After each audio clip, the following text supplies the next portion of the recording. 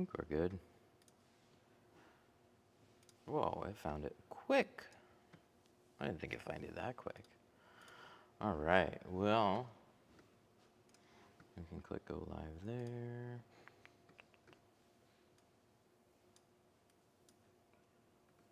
It's gonna take more time for that one.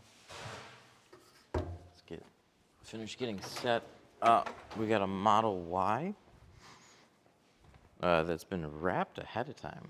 Looks super nice.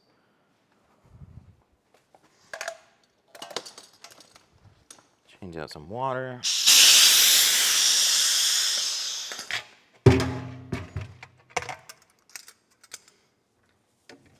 Don't need this.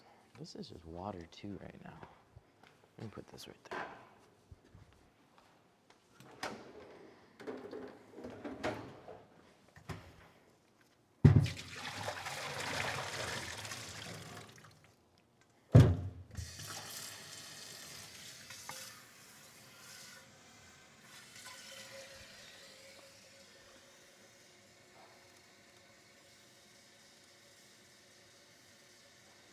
Nope, not that one. Come on, come on, come on, come on, come on, come on. Still not good. Wonder what it is. Wonder why it's being goofy. Sometimes it takes a few times. Sometimes it works right away. There we go. You're gonna have any August classes? Yeah, for sure. We should probably put dates up for that. We typically do a class every month. Every month except December. But we might do it earlier this year. Just depends. Maybe a little bit more limited. But we don't announce dates until we, like, for sure can commit to having them. So we've got a Model Y today. And we're going to be doing the full thing in 5 on all the sides and the rear. And then we're going to do the windshield in 50.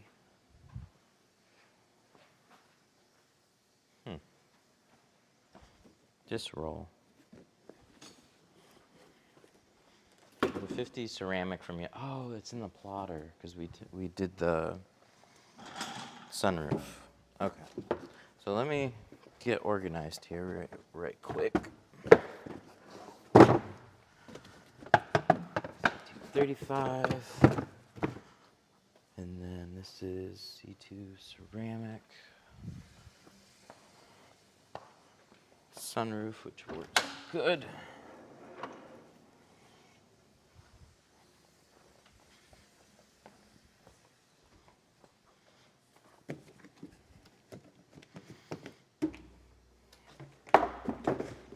You tinting a lazy Susan? What?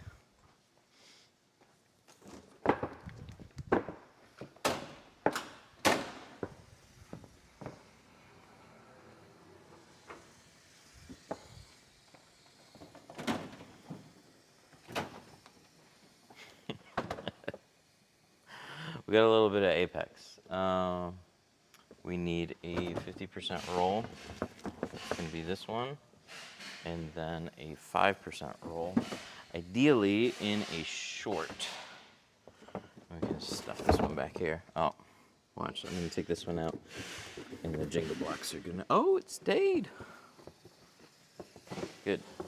So this is Apex 5, 24-inch roll. Is the Model Y the one with the big back glass? No, it's the easier one. So standard pricing on that. The doors are taller and more difficult, honestly. They're more curved. They're bigger than the Model 3. And then the back window, like, it's got a big sunroof and then it's got a shorter back window. We do have to take off a trim piece, and that's going to be this guy right here, because they cover up some of the glass in like the corners and stuff. So if you just, this just pops back off, and then it makes it, turns out far better. It's really easy to pull that.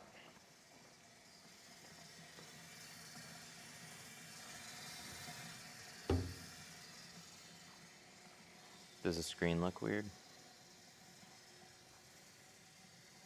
I don't know. What happened? Seems the same as yesterday. So if it looks weird today, it looked weird yesterday. But what's going on?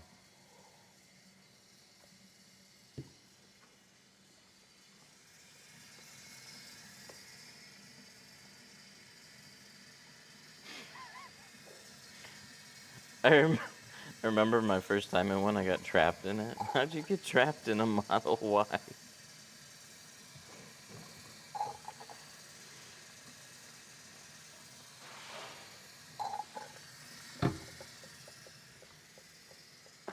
Okay, so first thing first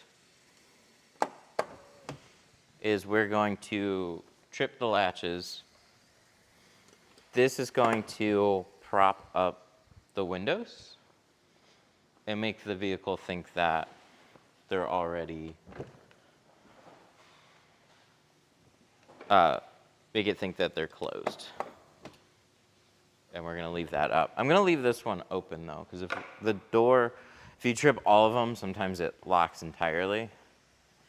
And I don't need it to do that right now. I'll get to that one. I no longer offer services for Teslas.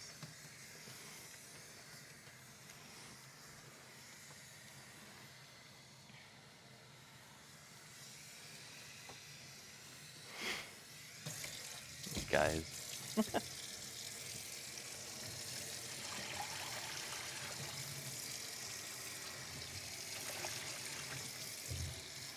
That's good.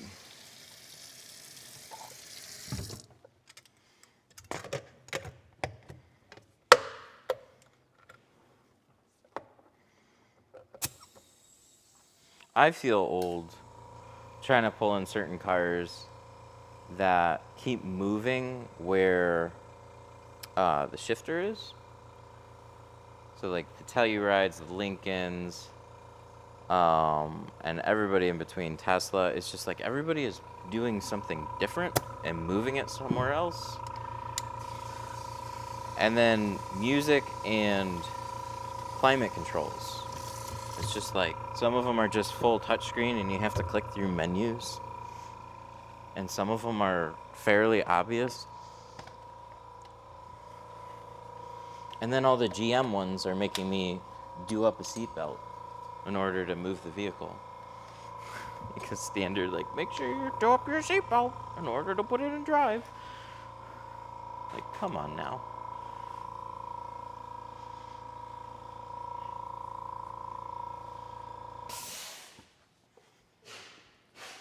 How many liters? It's a 3-gallon tank. I couldn't tell you how many liters that is.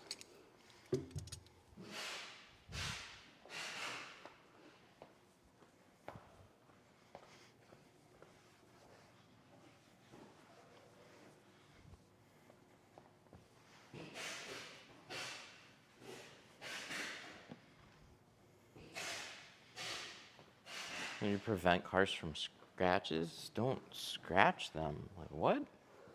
What are we doing today, chat?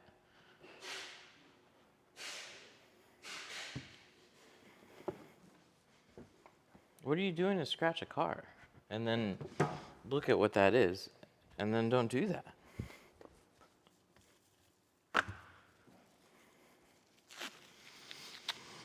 But yeah, you got 2 ways to get out of a Tesla, just so you know. You have the button here, and then you also have this pull latch. In the event that the car battery dies, they actually give you a physical, mechanical thing. And all of them are going to do that. There's always going to be some mechanical release. So on a fully electric car or a recessed door handle, there's always a mechanical lever to open that door. It's a safety feature. But Tesla does like to hide stuff and blend it in as much as possible and just like design over. They're very usable. You just have to sometimes know. That's all. Is that your car? No, this is a customer's car. He just got the whole thing wrapped recently too.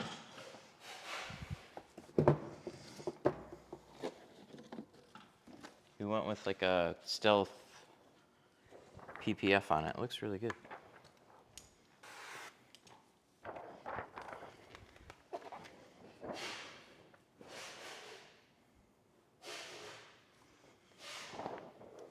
It's an Apex, right?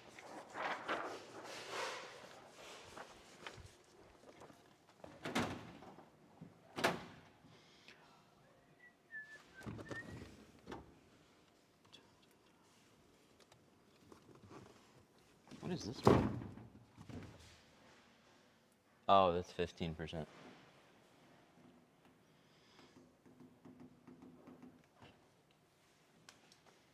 Yes, we are tinting them today.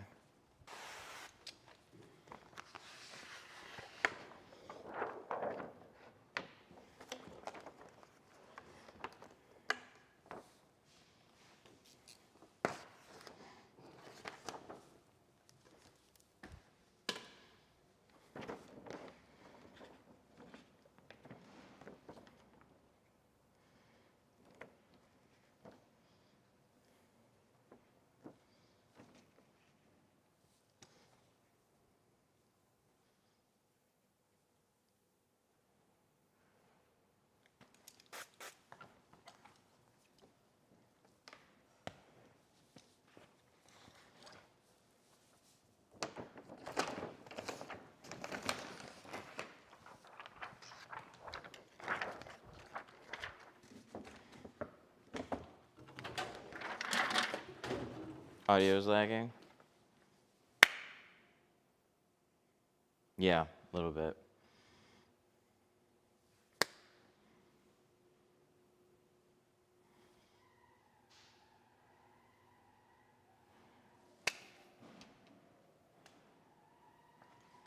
Yep, one more.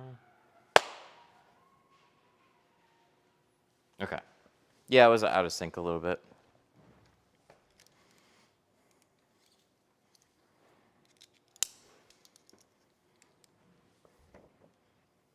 That's the hard thing about wireless cameras.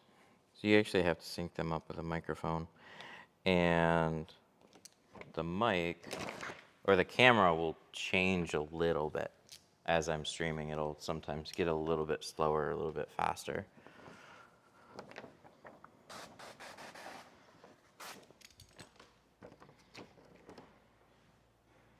Let's scoot this forward a little bit. Tack it back down. I'm going to cut this back edge first. Let's change the blade on this. Armorland. I forget they exist. They're one of those companies, kind of like Johnson. I just never heard much about them, but I would hear them every once in a while. Like Wincos. What's the difference between regular tint and a nano ceramic? Nano ceramic is fancy for saying it's got a layer of ceramic in it, and that helps block out additional heat. So you can look at it like a regular film is the same thing often as a ceramic film, just with an added layer to block out additional heat.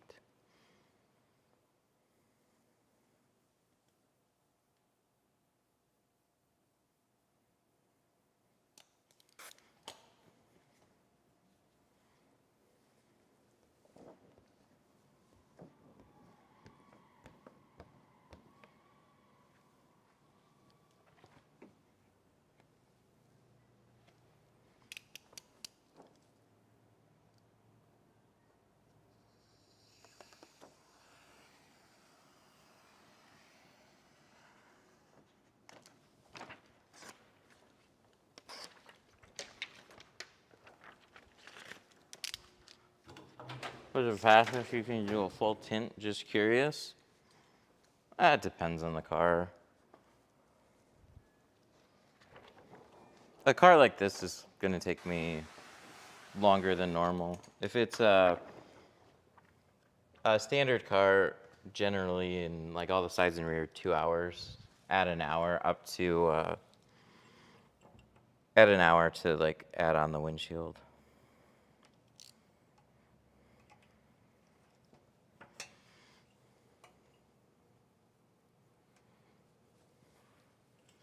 The peelable tint? All tint's peelable.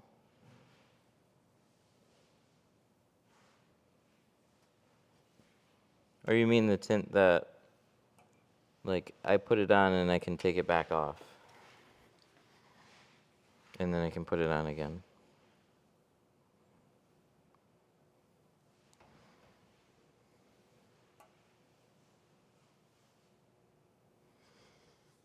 Nano is better than regular. Nano is also more expensive.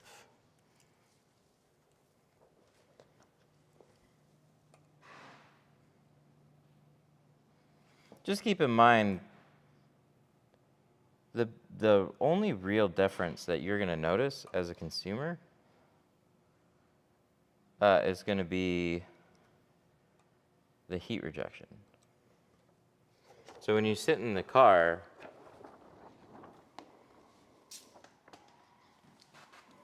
it just doesn't feel as hot. It's really nice. It is definitely worth it. It's hard to, once you have it, it's hard to not have it. How can I tell if I have nano or regular? So when you get your car tinted, I mean, if you just took it to a guy that just put tint on it, I can almost guarantee you that it's just a regular film. They generally make sure that you know. But turn on your car, or just sit in your car, drive around for a little bit, take like your driver's door, have the sun facing it, and then roll the window down. And you'll feel a lot of heat from the sun, and then you roll your window back up.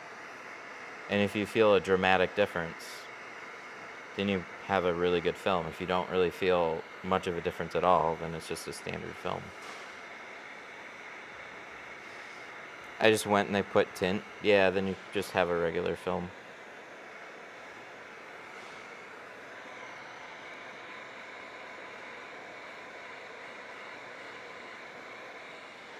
If it's a simple check-in process, we're like, what shade do you want? Okay, got it. And then that's it. Then that's all it is. But if they showed you, if they took the time and showed you a couple options and like a demonstration and stuff, like obviously you're gonna know what you picked. What happens if you don't shrink? Then you see all these fingers.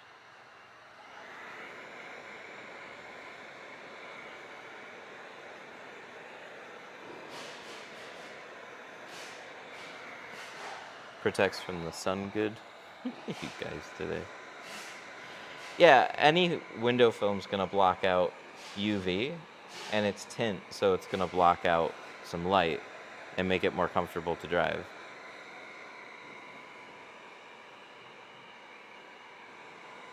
And you didn't necessarily get a bad product. Regular films are perfectly fine. It's what most people know window tint for. It's just top of the performance is gonna have more heat rejection with it.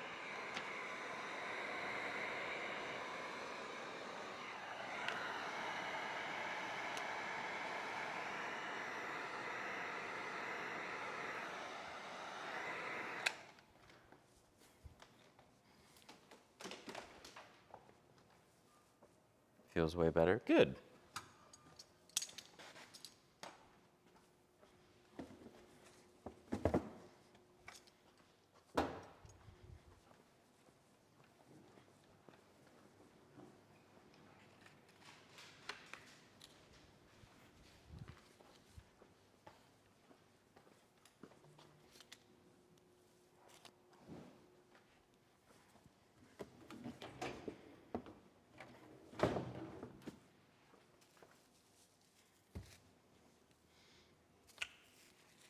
Doesn't window tint make it harder to see at night?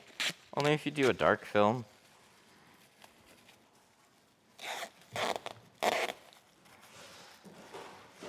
If you do a light shade, I'd argue it makes it easier to see because then you don't have as much road glare. You don't get blinded by headlights at night.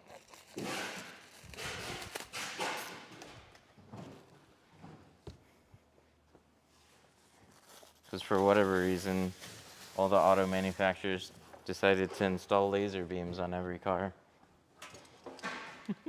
They're nice to drive with. Annoying when somebody's... Everybody thinks people's brights are on too. It's hilarious.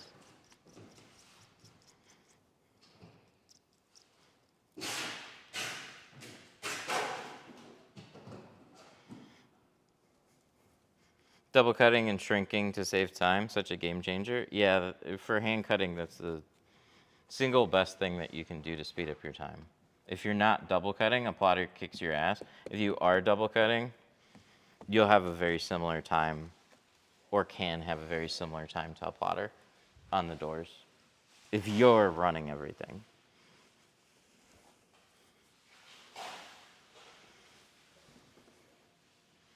My tint tacks no matter what I do. What soap are you using? What film and what soap?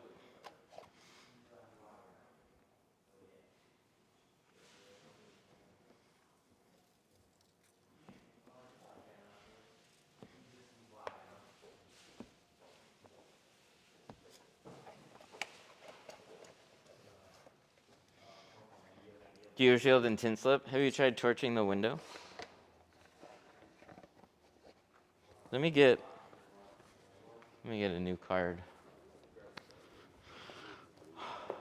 I gotta grab a couple cards quick. How you doing? You all right? Good seeing you, man. Good seeing you too. How have things been? Pretty good, pretty good. Yeah? Yes, sir. Good.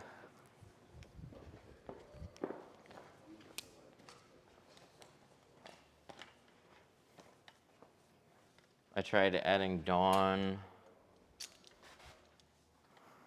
I haven't needed to add dawn with tint slip. But I'm always going to pay attention to how films bead, or how slip solutions bead on the window. So I clean this off, and then we're going to rinse it again one more time. And then I want to make sure that this evenly sheets on the glass, which it does. So that means the slip has evenly coated the window. It's not just turned into little rain droplets and then fallen off.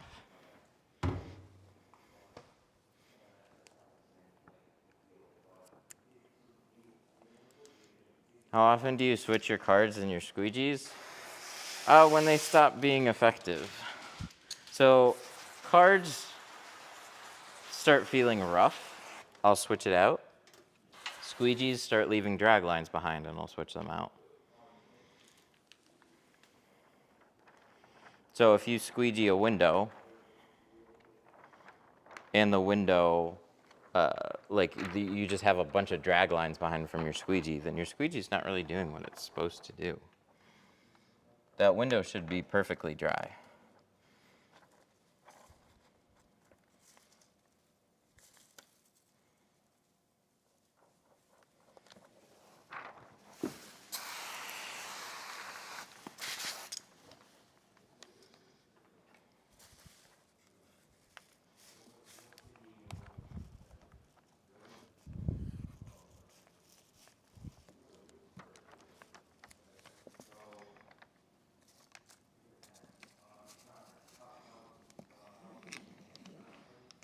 Pull this back.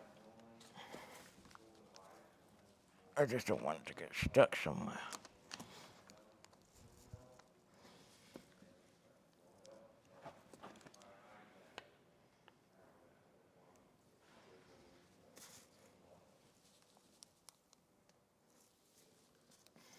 Good. That looks really nice.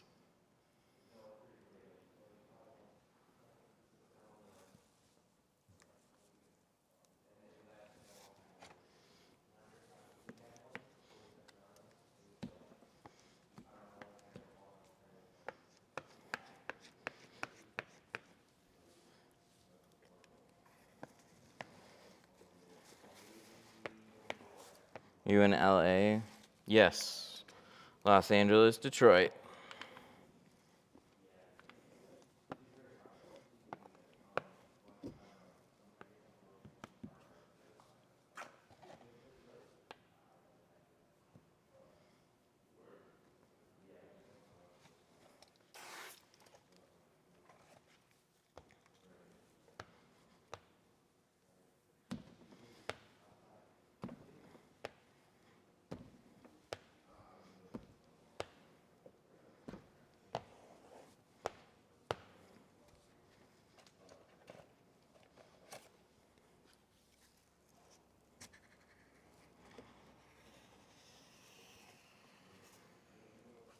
Have you ever used a glove for heat shrinking a windshield?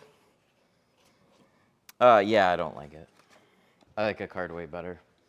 My hand doesn't act as much of as a card does.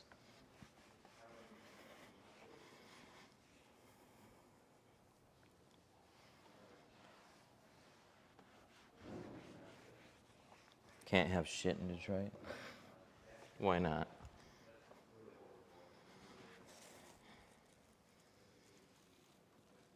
We start appointments at 10.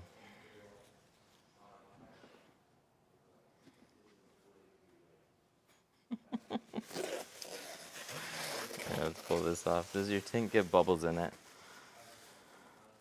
Any tint can get bubbles in it with a bad install. That's what it is. You can make a cheap film look really good, but a cheap film won't last. But I'm just checking this over. Still have a little water here. Catch that before it starts to dry.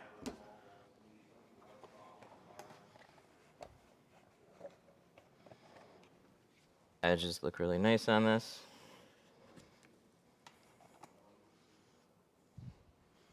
What's the name for GeoShield's nano carbon film? C2 carbon. Carbon's in the name. Dang, he's going dark. All right, let's do this back door while we're here. Oh, there's my roll.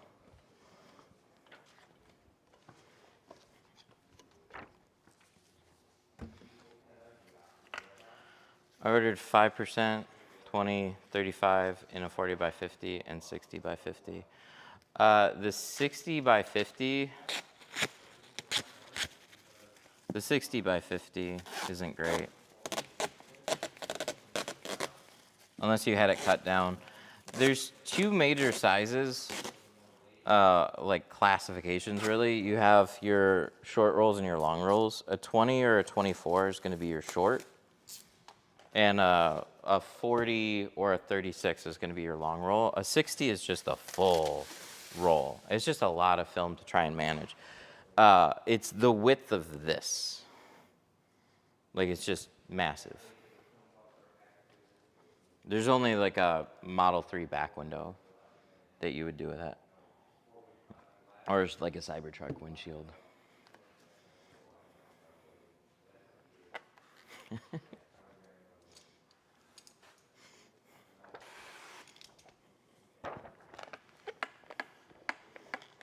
Do you shoot the heat gun on the outside at the end? So I have to shrink 3 more doors. I'll show you exactly how I shrink them.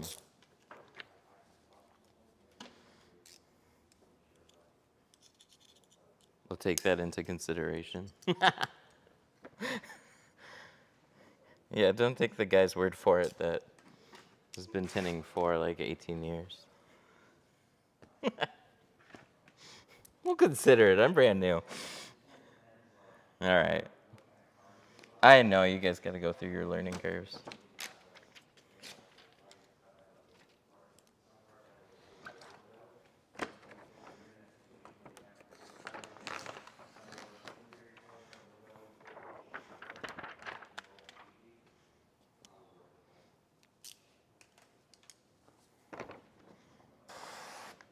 This is the premium. So this has laminated rear doors as well. So what's a little interesting about them is that they actually seem to be a little bit smaller on the inside. Like they're not the same on the outside versus the inside. So when we cut these, we actually have to shorten up our pattern just a little bit more.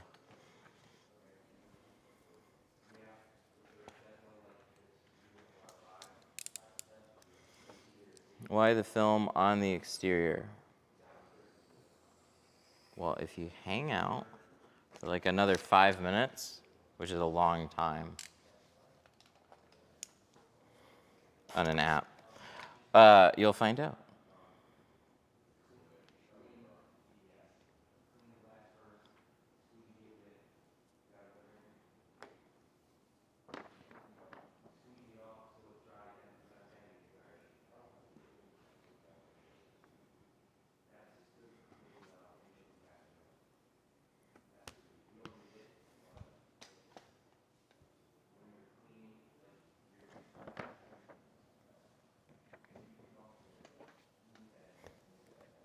It's the most common question. I get that question like 50 times a stream.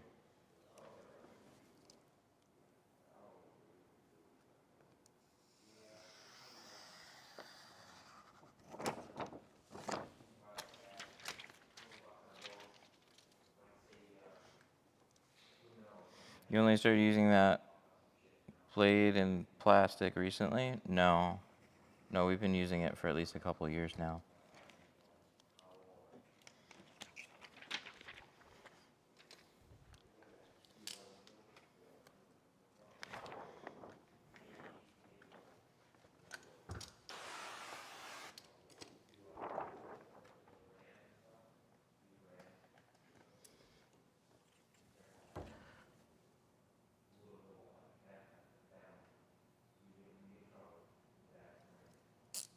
Tint goes on the outside. You're damn right it does.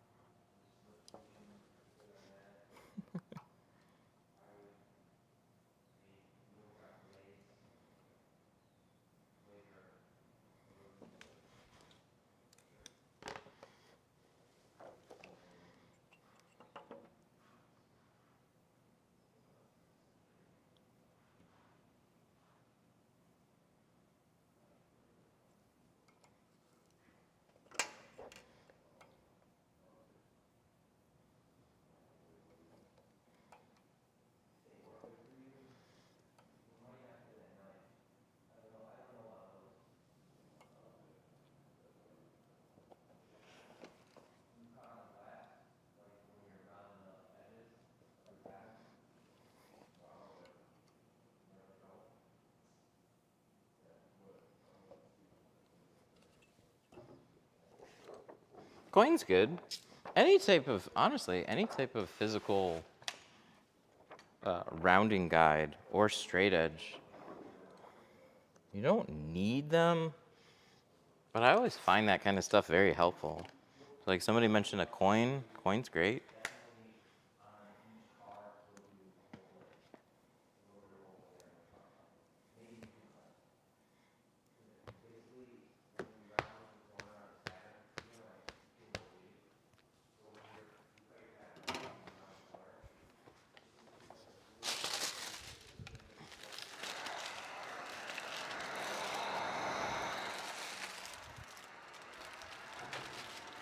Are you reading chat? I set up 2 giant TVs and I have headphones. I live in Connecticut. Can I bring my car to you? Yes.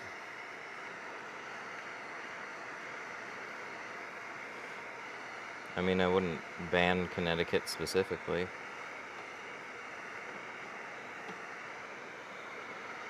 But just don't expect a discount for driving that far, but I do appreciate it. On my way? All right.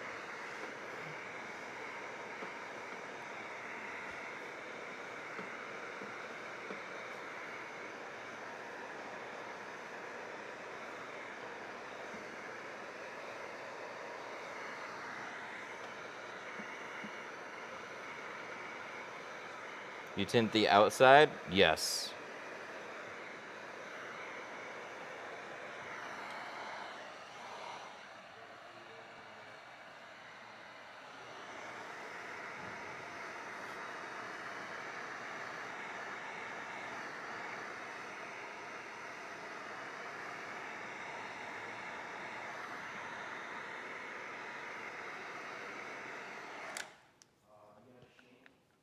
I'm learning to tint as we speak.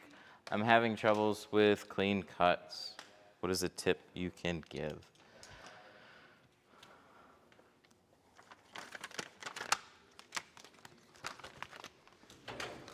We got a couple more doors. I'll explain a little more as we're doing them.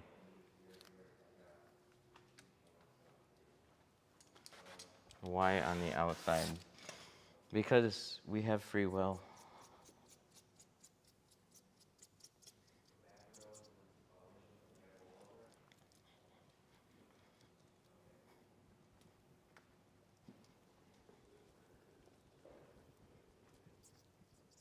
Again, free will.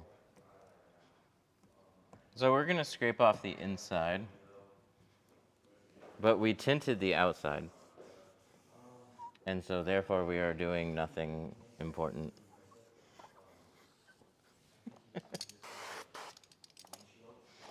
Sarcastic? Me? That's crazy. No, you don't tint this outside. Maybe I do, though.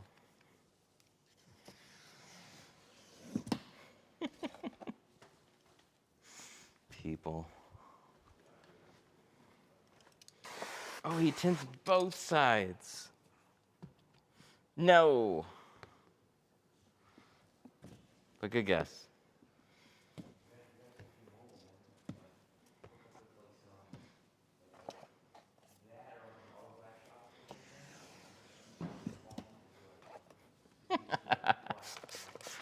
And then they get offended, like, fuck. I'm just asking. I know you and 500 other people every stream.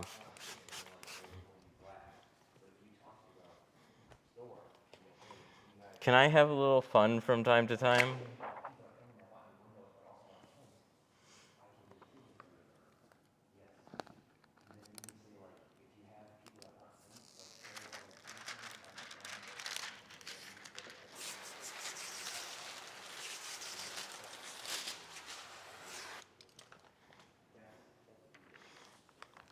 No matter how much I clean the glass, I keep getting dots. Because the problem is not your cleaning.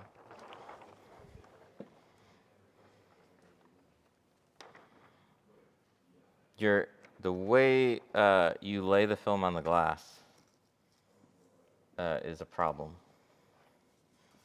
The more you fight with your pattern, like your pattern, your install, like when you guys look at this and like, wow, you made that look really easy. Your installs should look easy. If they don't, you're bringing dirt into your work.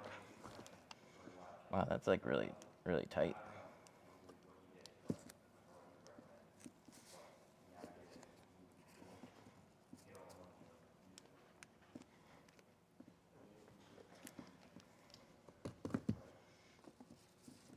How do you feel about reflective tint?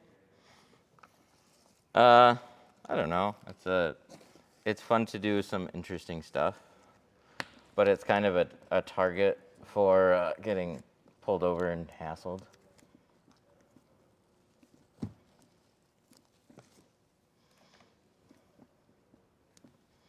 Shit, man. I did not pull the outside seal, but I think I extended my pattern a bit far on this one. Because this side's fine. There's something here, though, that is just not wanting this to go down very nicely.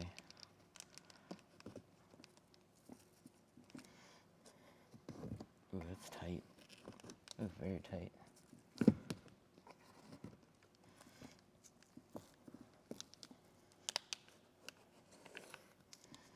See that?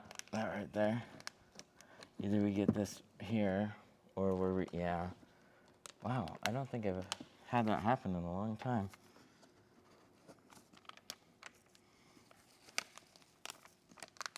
Yeah, I'm gonna redo this one. See this? It should go down. I have clearance too. It's a little weird to me that there's enough pressure here that is keeping this from like moving. It just locks up. So I'm gonna just redo that one. I'm gonna put it a little bit shorter.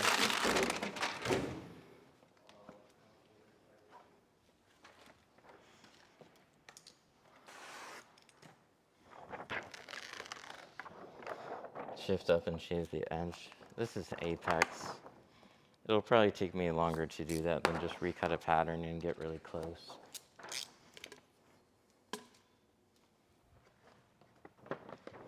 Plus, after you,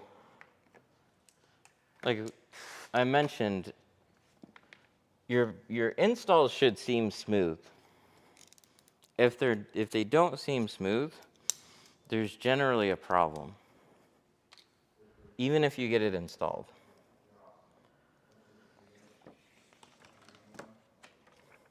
So what I'd be more concerned about at that point is dirt specks and stuff on the end.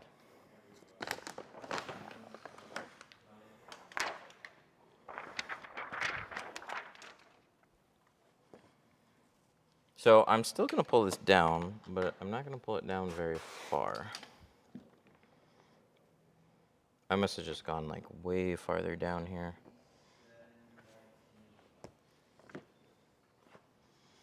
But it's okay. We do it again.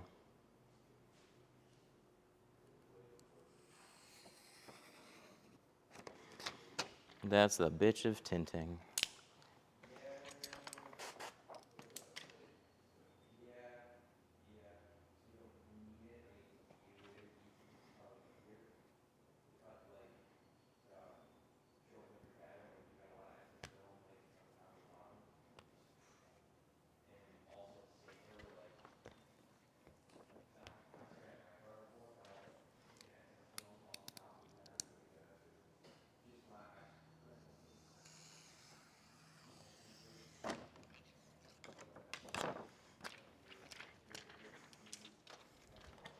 You're putting the tent on the outside.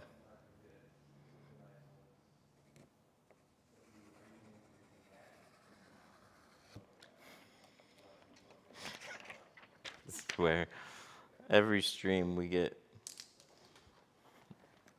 lately, it's been like a different vibe for every chat.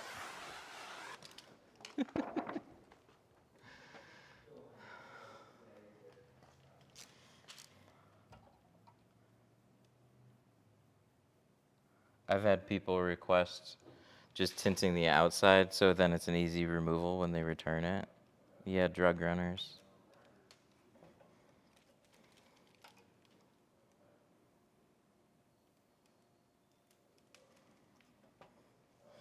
They use a rental car, they black out their windows, and then they return it as is.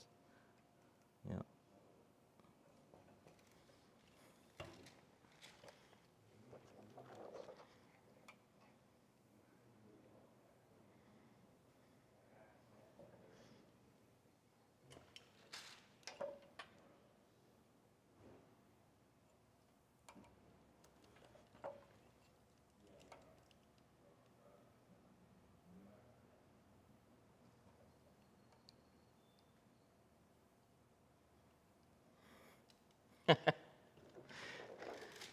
Tent on the outside, tint on the inside. That's it.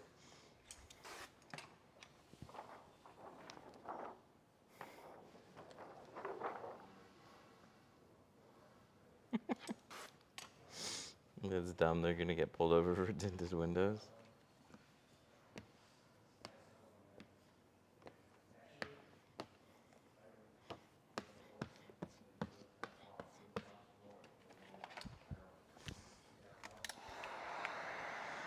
Yep, I never considered drug runners very smart.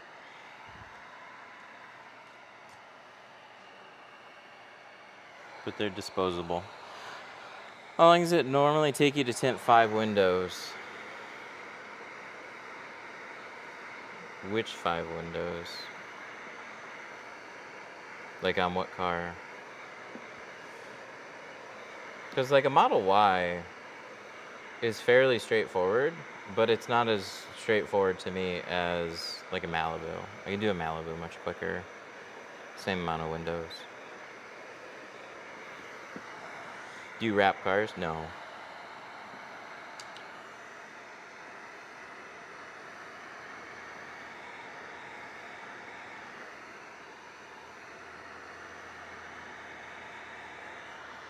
Is this ceramic tint? No, it's ceramic tint because it's on the outside, but as soon as it goes on the inside, then it will be a ceramic tint. How do you do the sunroof solo? Reverse roll it and cry and pray a little bit. It wouldn't be fun. But to be honest, there's no good reason to do the sunroof on this car unless you just want to black it out. The roof on this is already ceramic. Adding even Apex isn't going to make the roof cooler.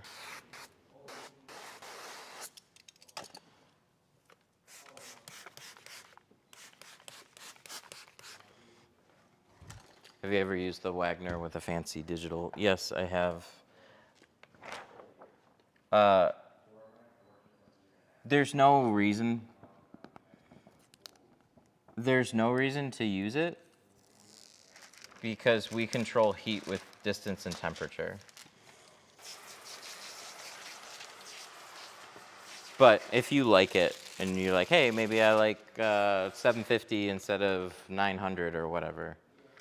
But a lot of those heat guns, they just have added controls because you might need them for a different use case. Window tinting, we just need the heat guns to get really hot.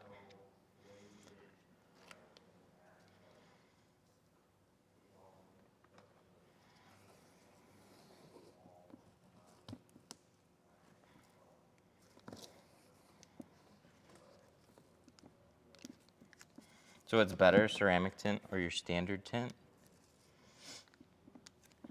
Is that a serious question? Why would a standard tint be better?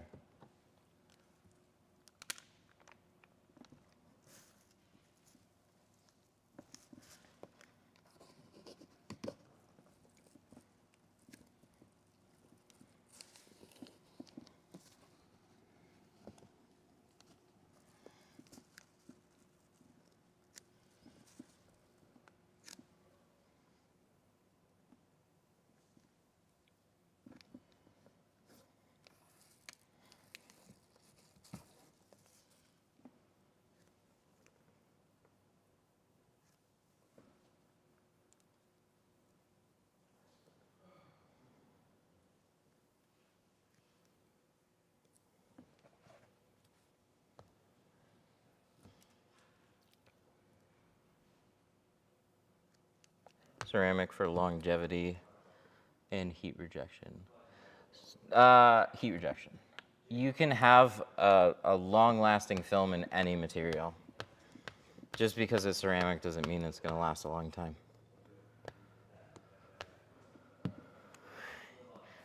It's not a tent. Are we sure?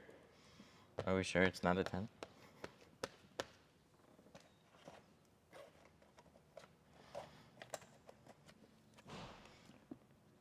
You show pre-cut? No. No, it's too annoying to do. I tried years back.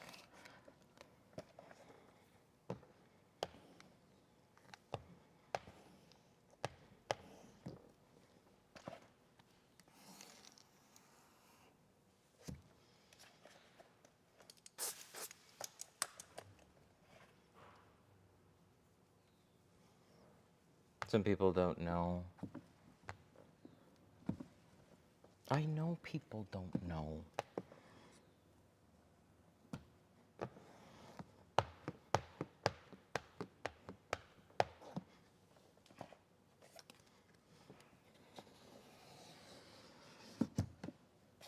But I need people to think a little bit too.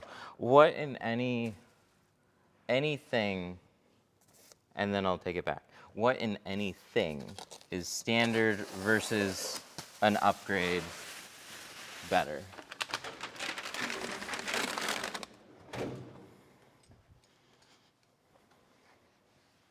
Standard's like the universal name for entry or regular.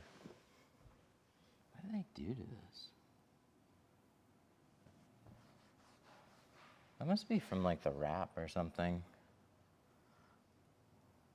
This could probably be buffed off. There's just like,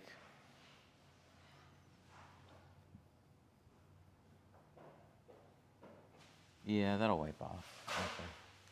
I was seeing that. It looked like, it's like adhesive marks on the outside.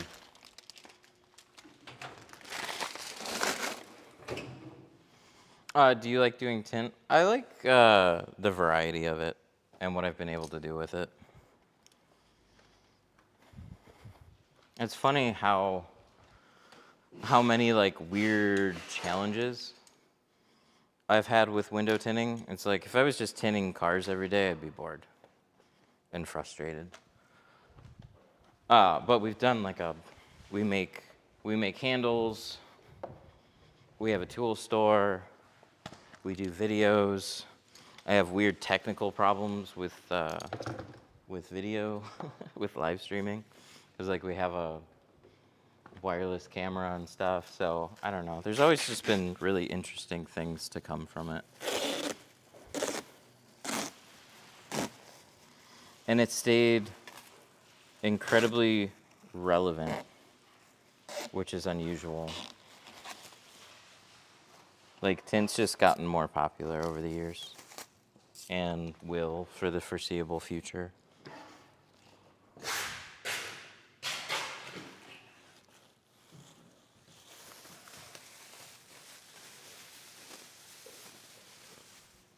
Tesla windows always have grime marks, new or old. I mean, I see them here, but I mean, he had it wrapped. Maybe it was just like because they pulled it over and it was on the glass, and I don't know. I generally don't see it, but this has like, I'll just wipe these off because there's definitely some type of residue on the window, but it's on the outside.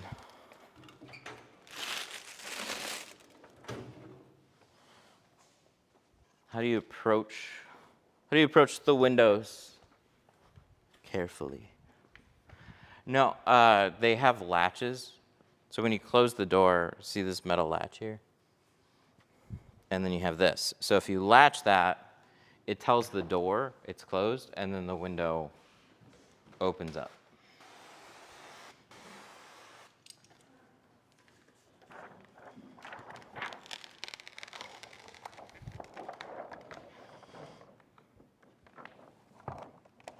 $20 is going to be our most popular percentage, but we show people shades and a few examples before they pick what they want for their car.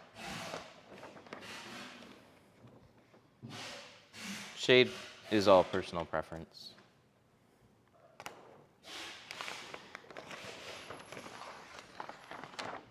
You can almost tint a window. You can almost tint a window any which way. It'll look good. What'd you do to get the window back up? Oh, I had tripped the latches at the beginning, so all of them are good to go. Hello. Yeah. Yeah, Jack will help you out with that.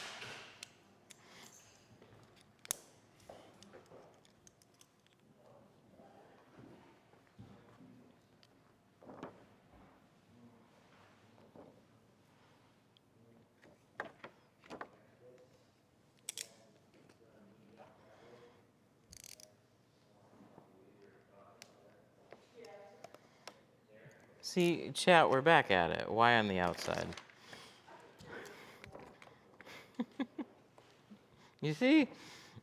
It's like if I put film on every window and I get the exact same question, I'm gonna have a little fun with it from time to time.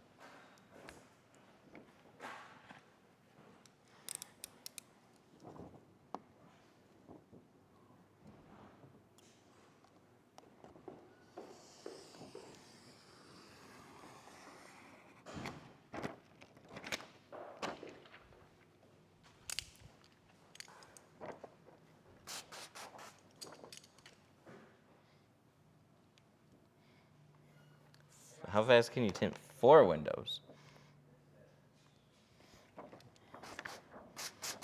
What are we tinting? Give me a vehicle, and we generally are never tinting 4.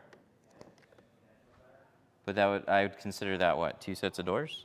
I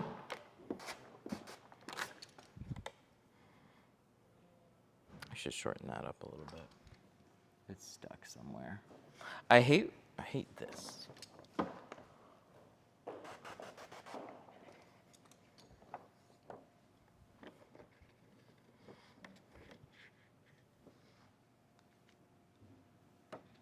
There we go.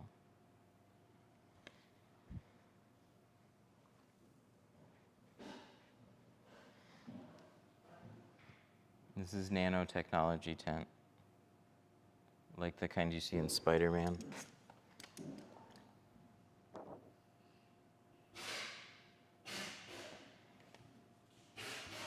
Nano ceramic tints. Windows without the frames must be a lot easier. I don't think so, personally. Some can be. But the Model Ys, they're more curved. So part of the trick is getting this cut really nice to line up, and you have to offset one from the other.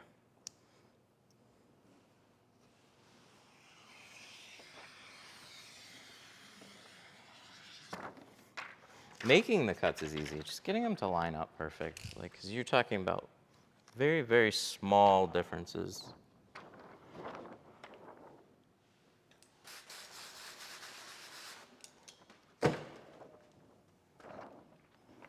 F-150, all 4 doors. How fast is your tint ability? Oh, I'd stream that. I'd probably take an hour to do both front doors. Or not both, sorry, both sets. F-150's on one of the easier windows to do.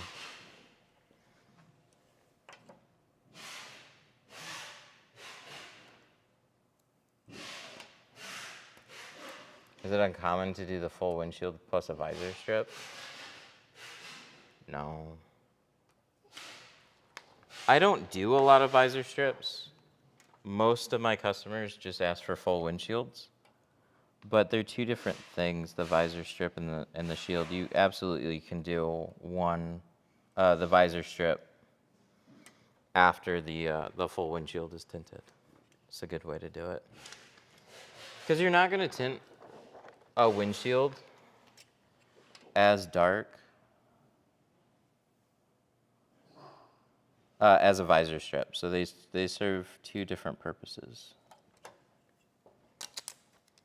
A 50% windshield is not going to block out as much glare as the visor strip along the top, but I'm not going to tint the entire windshield in 5% either.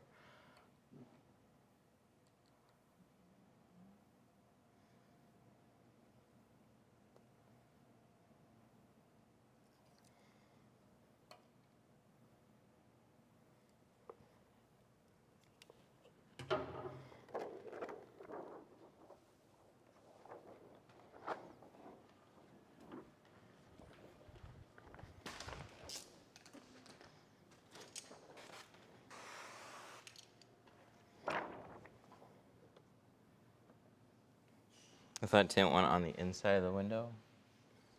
Me too. What the fuck am I doing? It's my first day.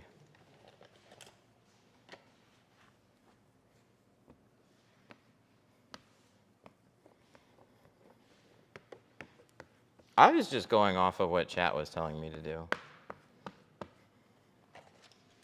Somebody said tint goes on the outside, and then I didn't see the question mark, and so now here we are.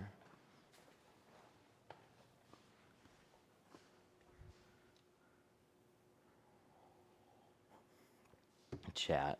It does go on the inside. He's cutting it. Some people that have hung out for more than 30 seconds are losing their mind.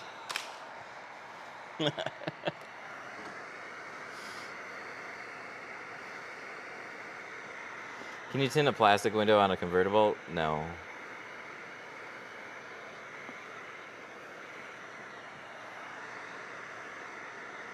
That's some old school stuff.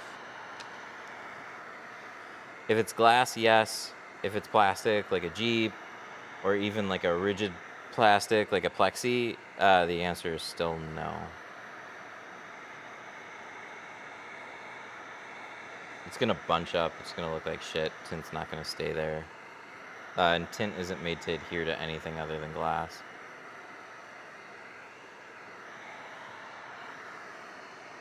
It always confused me why it starts on the outside, but now I know.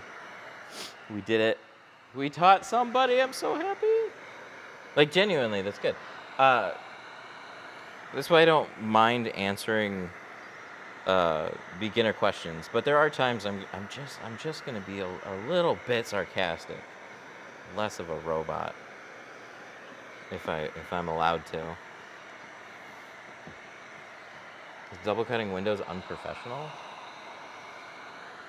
No. What? Why? Dude, like almost every car that I do on stream is double cutting. But on frameless, the windows can mismatch a little bit more, one side to the other. On framed one, they're typically identical. On frameless is where I find sometimes you'll have some differences. And you have so much more of an exposed edge, rather than just lining up our top edge and covering the sides. But this has to all line up really nicely together, or it's not gonna look good.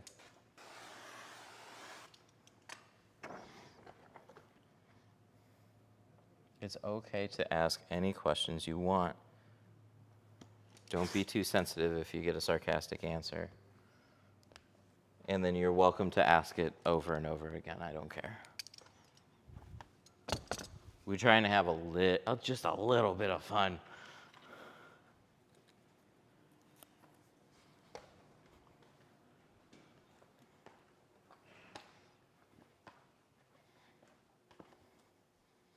How long does a tint last?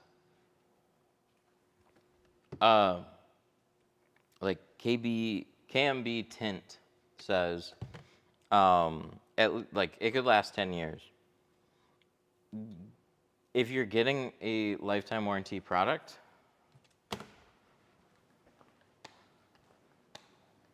from a good company, like, it's just lifetime ownership of the vehicle.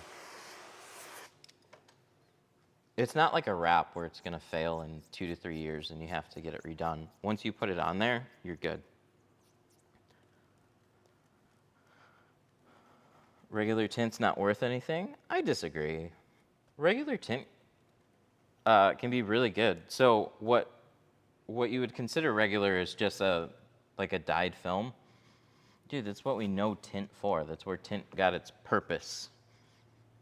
And it can last. If it's a good film, it'll last. But it gets a bad rap because a lot of people will install the cheapest film that they can get their hands on. And dyed film is one of the cheapest ways of making film. Carbon is really a cheap alternative to dyed. Like I see them as almost one-to-one. Carbon's obviously better.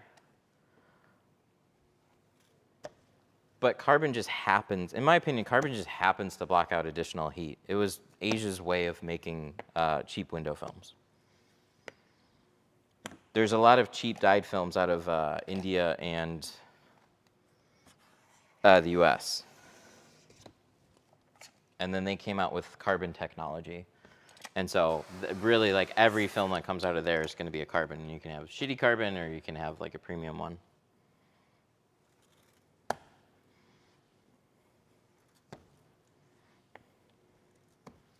I was just joking. You're sarcastic? What? That's crazy. You guys can't be sarcastic. That's just me.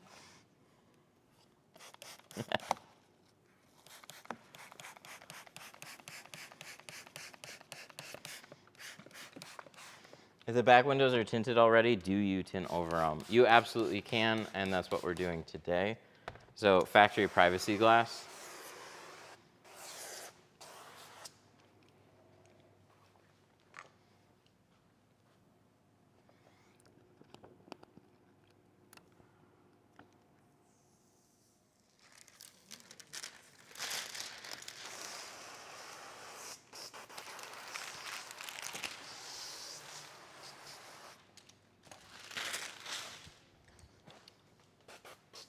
What? Oh, I missed that one. Tips to prevent silver edges. I don't really have any good ones. Gel is really one of the better things that can help make it even. But a window film has a thin adhesive. It's not as thick as the dots are. If the adhesive was thicker, it would also hide dirt. But it would also come at the cost of probably some clarity. It'd probably be more orange peely.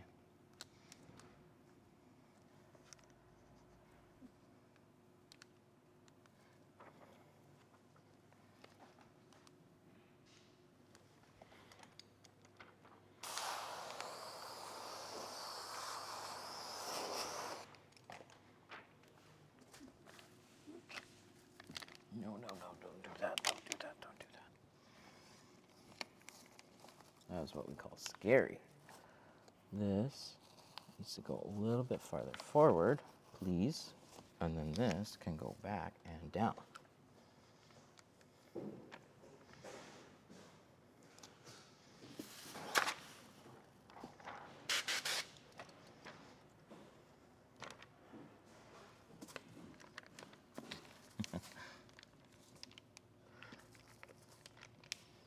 Tints definitely can be easy and can be a bitch.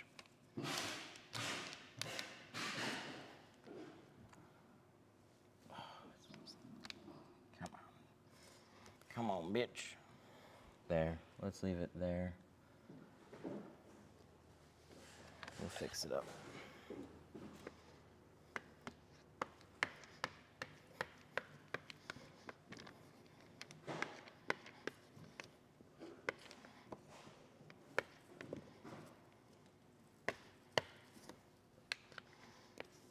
How to remove old glue? Razor blades, soapy water are really good. If it's on a back window, get an adhesive remover and scratch-free scrub pads. I think I made it a little bit long.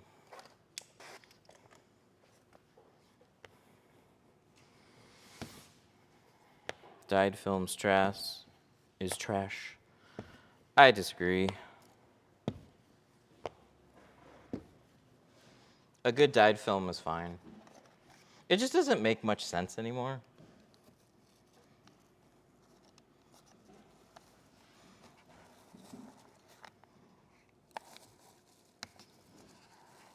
I mean, there's some more elitist attitude people that are like, if it's not ceramic, it's trash. It's like, what does the customer need?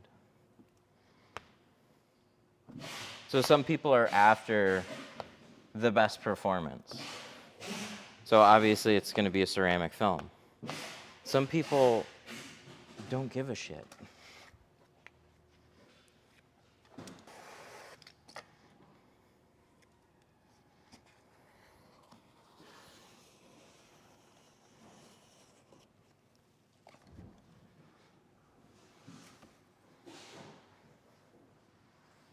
I don't have a dyed film I install anymore, but I installed Pro Classic for a long time.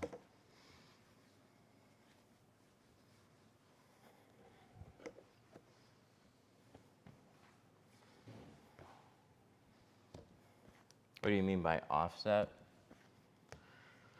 So if you cut this window exact,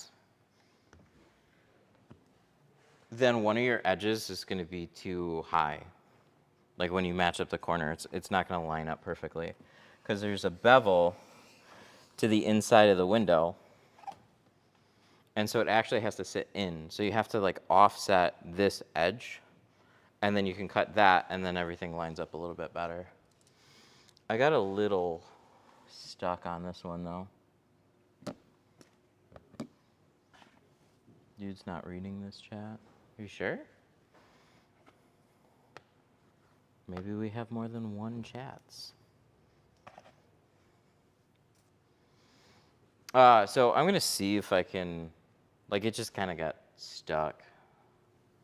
So I'm going to see if I can trim it. I should wait a little bit though.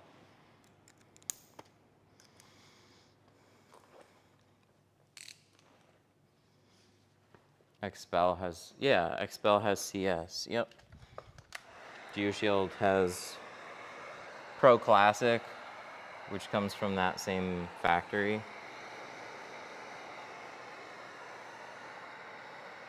And also just the sheer volume of people that like make ceramic look like it's an otherworldly product. Like it's just unreal, it's magical. And like ceramic, don't get me wrong, I like it. I only install that on my own cars.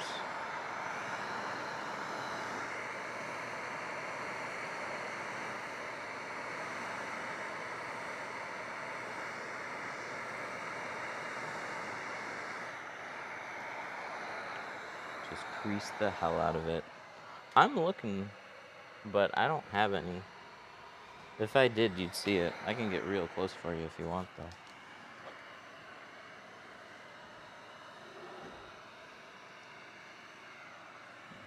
Alright, do you see it? I don't see it.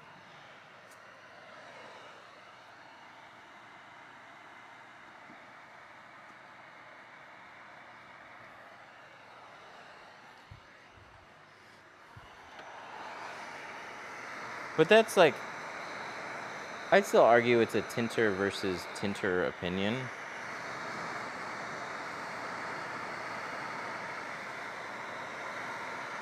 And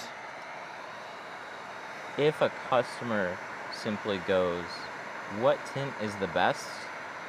They're going to overwhelmingly see ceramic. And then they're overwhelmingly going to see, if they do any research whatsoever, they're overwhelmingly going to see people recommending ceramic films, but there's a lot of misinformation about it. Like they might call a shop that just rattles off pricing and what films that they have and just try and sway somebody into getting a ceramic because they're like, well, what's the best film? And then, well, ceramic's the best film. And then they just don't explain anything.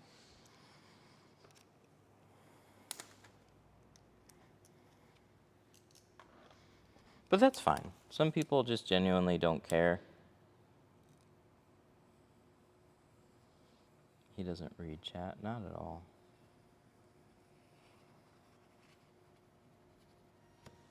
Yeah, TikTok ended. I gotta restart it. It has this captcha that comes up every once in a little while, and I have to catch it.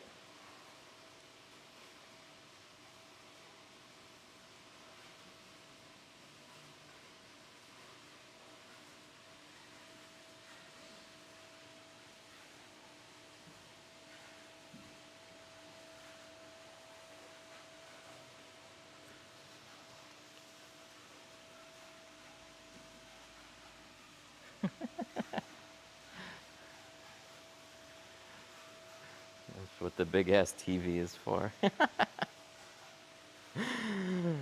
You are correct.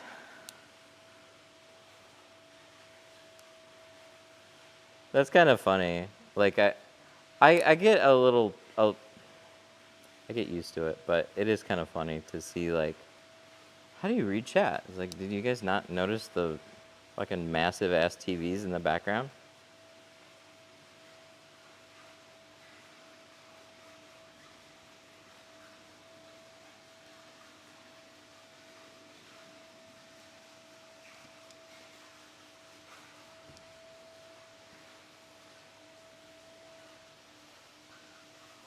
What's your recommendation for when to use gel and when not to? Use it whenever you want. There's nothing wrong with using it all the time.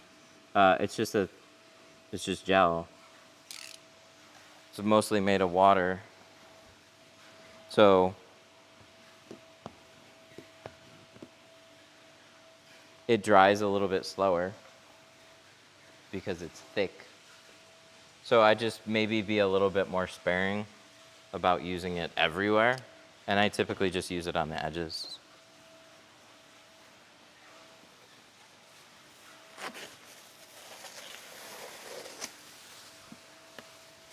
Explain this part. Oh, the edge overlapped, so then I just shaved it. Sometimes that goes really well, and sometimes that doesn't go super well, but this one seems to have gone really well. I'm gonna touch up that corner afterwards. But as far as I can tell, this window is good.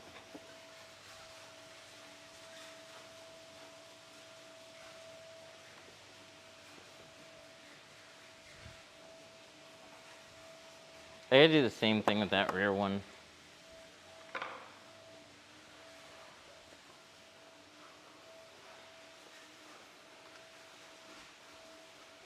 I got quoted 900 for high quality ceramic, blocks out about 80%, 85% UV for a Scion TC. That's definitely expensive for a Scion TC. Are you doing everything with the sunroof?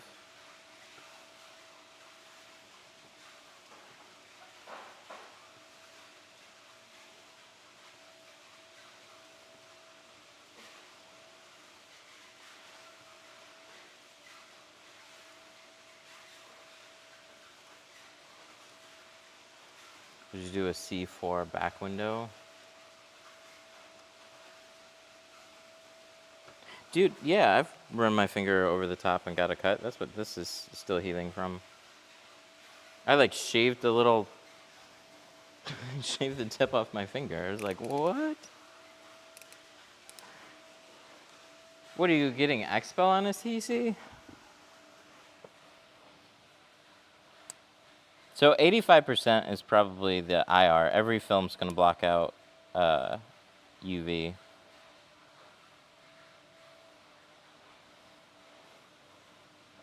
I mean, I would expect wherever you're going, you're gonna get a good job at that price. That's very like top of the market expensive on something like that.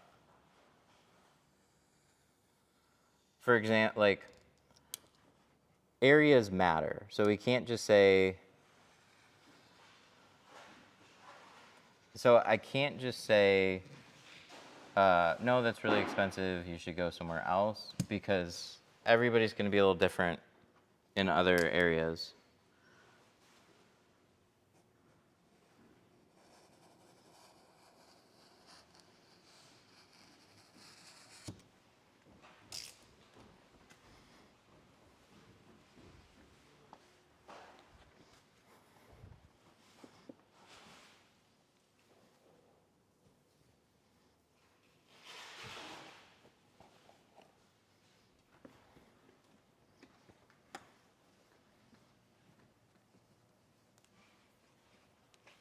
Can we do this landscape on YouTube? No, because algorithms. Algorithms don't like it. So unfortunately, we're all trapped in a vertical world.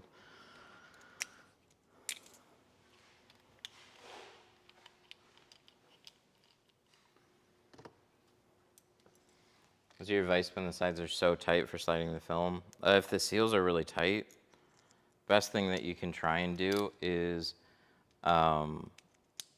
keep the film nice and flat. Don't cut your pattern wide. You might be able to only get away with doing it exact rather than, you know, creating like a little 1/8 inch border or overlap on each side. So keeping it slimmer would definitely help you out on install. Added soap, gel, just anything that'll help let it slide more.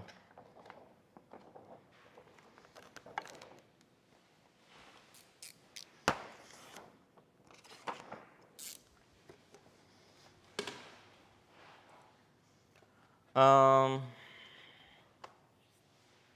They're really good quality of work, 4.9 stars. I think you just go for it because they have the best, it's the best package they offer.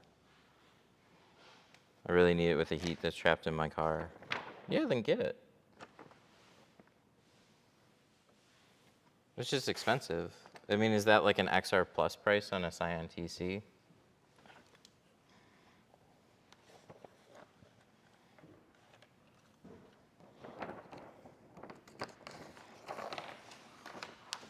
True Spray? I haven't used it. I know a lot of people like it. I have a original Tint Buster here. I don't use it, but it was good. I'm just not a backpack sprayer in a shop. But I used it and it was nice to like not have a hose dangling around. It's just I have to fill it up more often than I'd like. And I don't like carrying water on my back.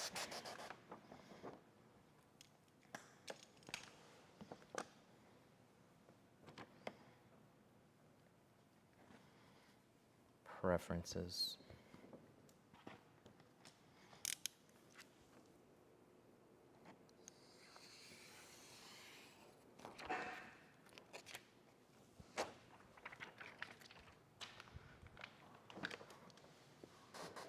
Okay, so when cutting this, I start with one side. Typically the longer side, doesn't matter as much. And then I'll push it inwards just a little bit. The inside of this window is smaller than the outside. So it's two pieces of glass laminated together. And it's a little odd that the inside is smaller. Usually they're like perfectly matched or very close, but it's not just a frameless window with two frameless edges and the front one's covered. It's three frameless edges that we have to try and line up. So I found pushing it inwards a little bit, squeezing this down, making sure all our edges are covered.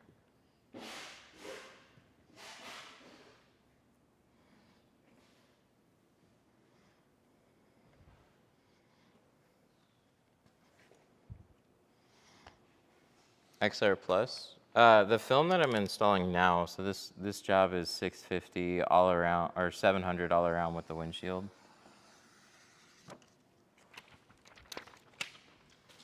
And this film will,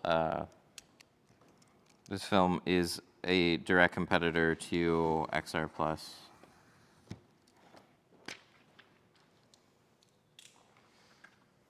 That was the point of Apex. It's a super ceramic. I'm a bit mixed, file or shave. I typically go for a knife. Why not cut for the inside? Good question.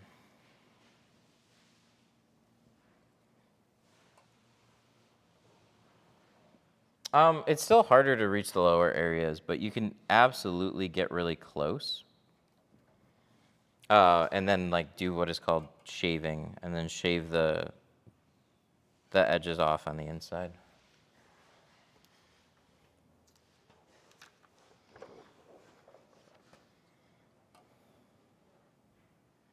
No, it's good to make your patterns on the outside because it's easier. We have more space to do it. And then all the patterns get installed on the inside.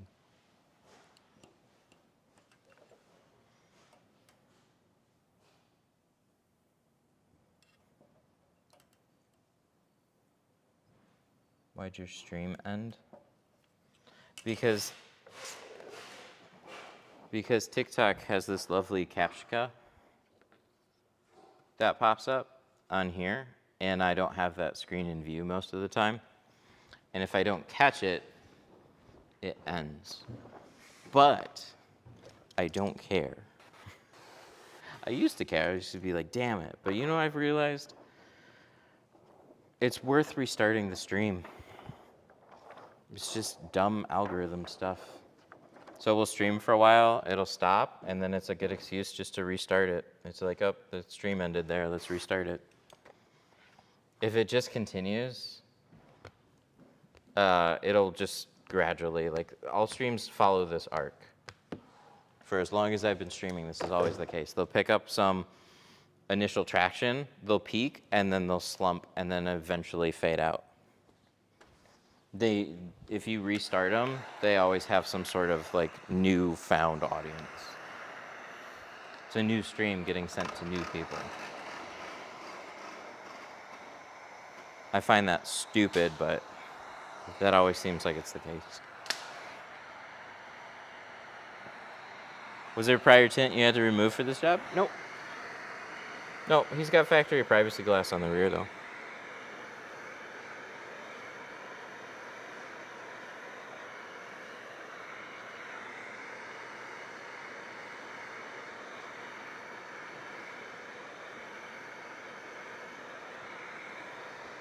I want to start my own tint business. Any tips? Find the fastest way to start making money doing it. Don't overthink it, just start. Get film, get tools, tint your own car, practice, and then try and get like a friend or somebody to pay. Otherwise, people tend to overthink. I did. I knew how to tint and I still overthought everything. There's so many things that you'll do that just doesn't matter. But you can build it great as you do it. So you don't have to lead with the pretty website and all this stuff. It's like, just start and build that stuff as you go.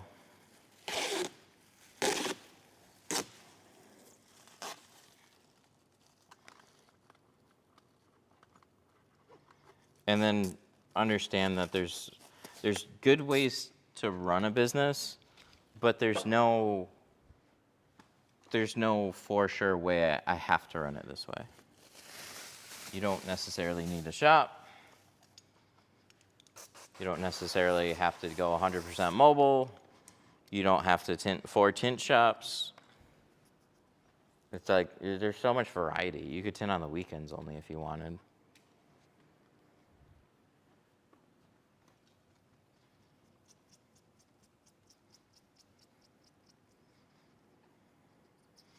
I was going to use that trash bag method, but I'm too worried about ruining the defrosters.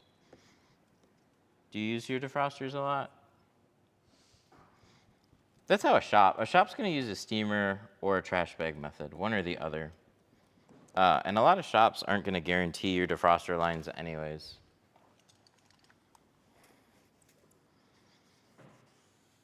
You know, we all talk about defroster lines a lot. I don't use them on an SUV. Do you guys? I use remote starters, and I'll like cool down the car, or I'll heat it up in the wintertime, and I'll keep it on for a long time and melt the snow off of it. But I just don't use the defrosters on like an SUV. On a sedan, I would.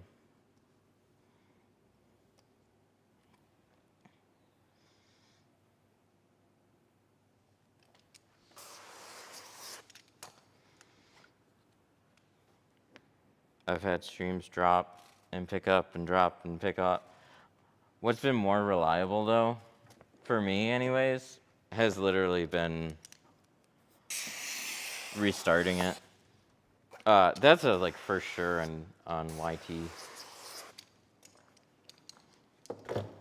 But they're like they used to sit. Like they're always changing. Oops. They're always changing stuff behind the backgrounds, and we have no idea other than like what we experience on the platform. It would be great if they told us, but they just don't. For a while, they were favoring their mobile app only. So if you didn't stream on the mobile app, then your stream was toast. Now they don't care anymore. You can stream on their desktop suite.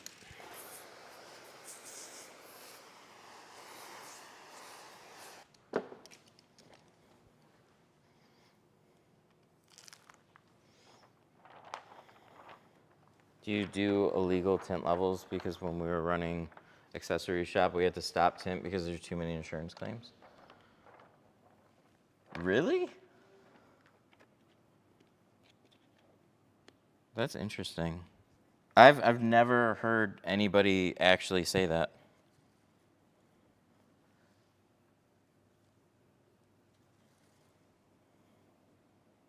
That's crazy.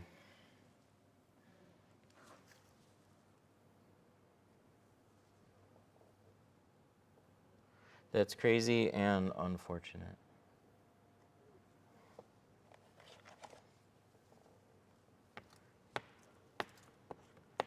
What's the advantages and disadvantages of doing it mobile?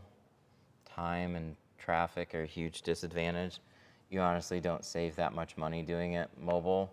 You do have a little bit more flexibility on some fixed cost when you're mobile, because if you're not driving, you're not spending money. But honestly, there's a lot of people that get like a transit van, and then they'll spend as much on gas as somebody will on rent. A big negative on mobile is obviously weather, where you're tinting. It's just you need a solution for everything. You need a solution for where the customers put you. You have to deal with the customer start to finish. You have to unpack. You have to tint it. There's a lot of negatives about mobile that just make it harder. The cool thing is that you can go anywhere. But there's no way about, like, the largest operations are all shops, and there's a big reason for that. You can stack appointments, you can get more done. People drop off cars. So there's unfortunately a lot of opportunity costs with 100% mobile. But personally, I think one of the best ways to do mobile, granted this doesn't build your own brand, which is kind of annoying,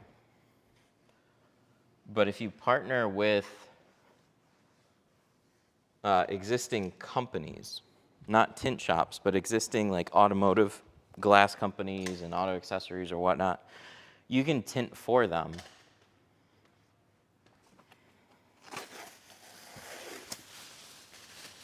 You can tint for them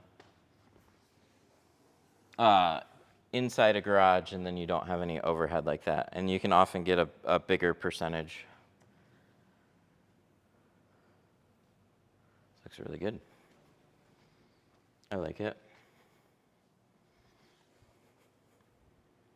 Okay. Doors, they're good for now. We have a little bit to finish up with them, but I'm going to let them dry before we revisit them.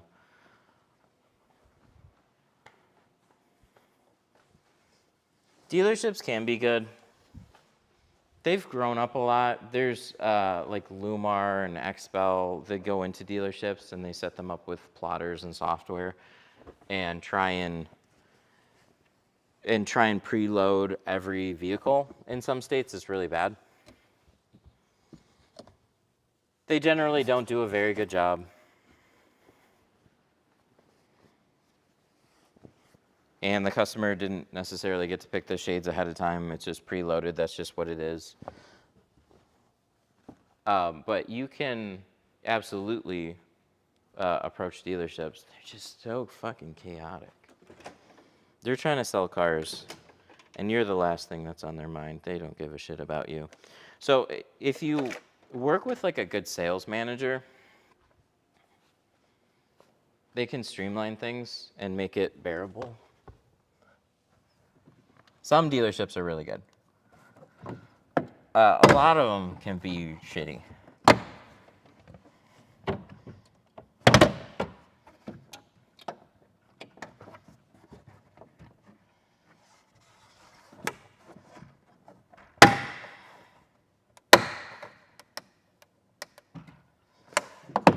There we go. Okay. So I popped that off. I got plenty of room here, but that panel comes inside this edge too much. And that, it does it all the way around the window. So I remove this, and I can get the pattern on the glass, slide it up a little bit, and I'm free and clear down here. We also have a small brake light that would go around, tuck into this, so it's just easier to tuck in that area.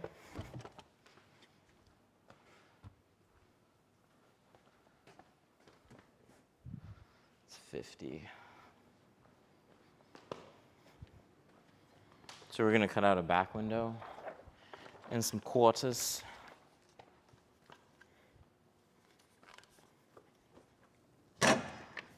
$24 is good for it, right? I don't remember. We'll find out.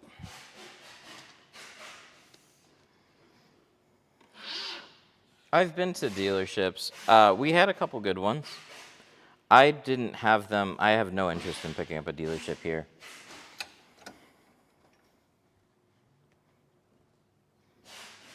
But I'm also a bit of a different shop.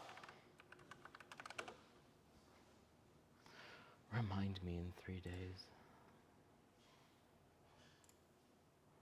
So I'm not trying to get a bunch of volume dealership work personally.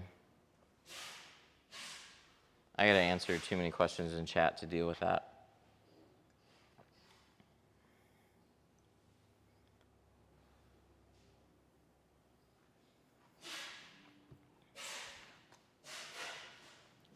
I know many dealership owners and guys who have multi-million-dollar car collections, and they look at you like you have two heads and you don't have a business card. You are so insignificant to a dealership's bottom line. It's a way to just keep another service in-house. You're a line item in 5,000 line items on a car. It's like they don't care about making a couple $100. They care about getting it on the car and then upcharging it by like $2,000.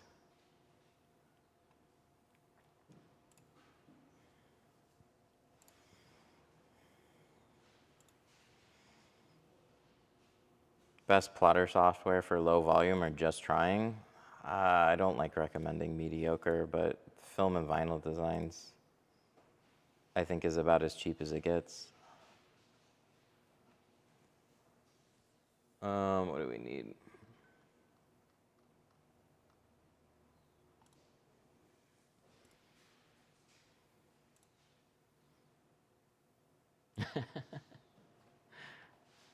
That'd actually be really funny if somebody had a QR code as their only means of, like, yeah, just scan it. And they're like, what? I don't want to. Fuck you. Just show me the phone number. Oh, that is taller than I thought. Okay, I'm going to go grab a bigger roll. We'll get a 36 for it. I had an inkling, but I already had the roll out, so.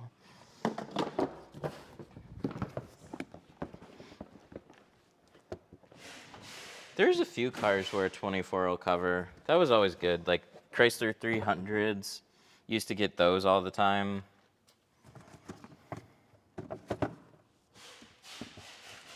Oh, that one's definitely gonna fall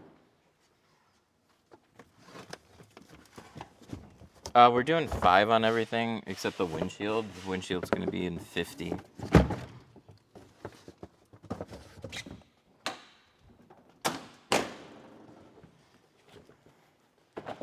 As a tinner that freehand cuts and looking into a plotter, what's your advice? Plotters are incredibly helpful. Just get Core though. Know that it's gonna cost $200 a month. I just wouldn't fuck around with the other softwares. Even Core's not perfect. Core by far has the best patterns on average. But software is a way to help scale yourself. So a competent hand cutter that does everything himself is generally not gonna find a ton of value in a plotter. Like I'm doing this because it's nice. Like I can cut out the back window and the quarters faster than I can hand cut it. And I just didn't use it on the doors.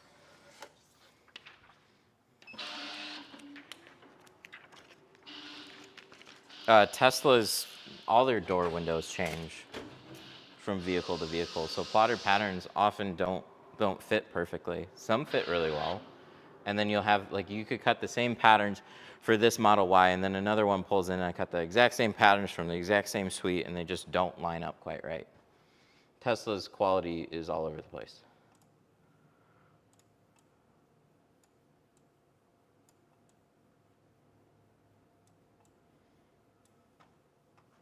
Okay, so this is Apex. I'm going to swap this out too.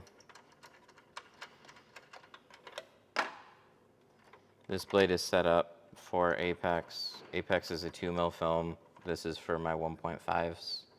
And then we go here, condition 2, and then we click cut.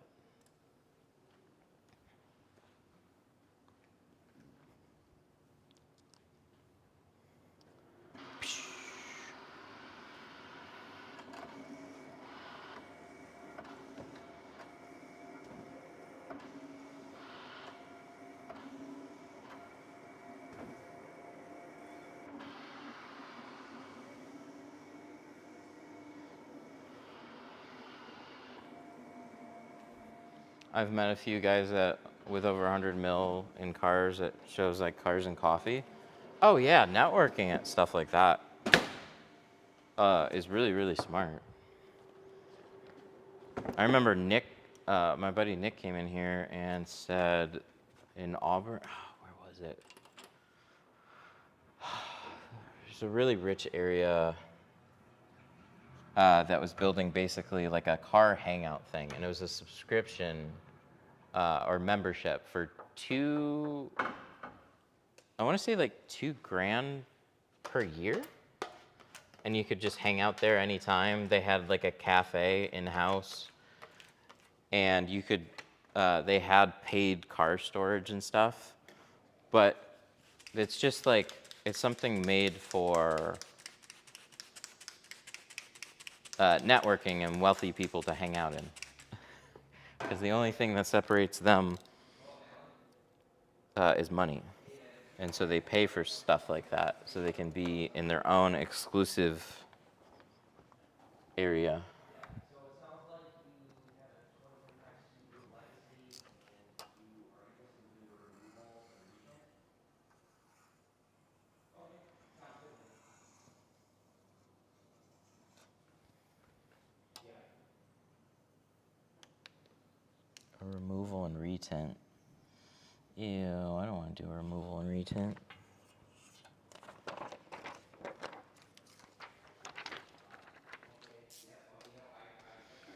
Coffee bar, car storage simulator, etc. Yep. Haggerty Garage. Where's that? I'm trying to remember what this place is called. Birmingham. Birmingham's usually the city that kind of stuff is in.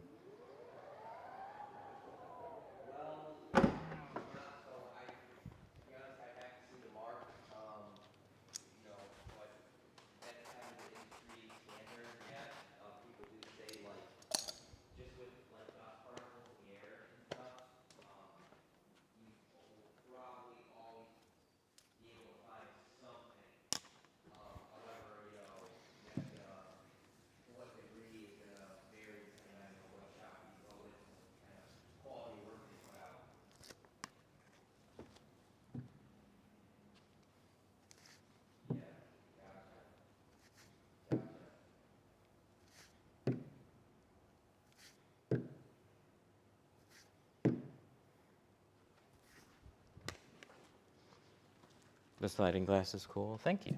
I like it too.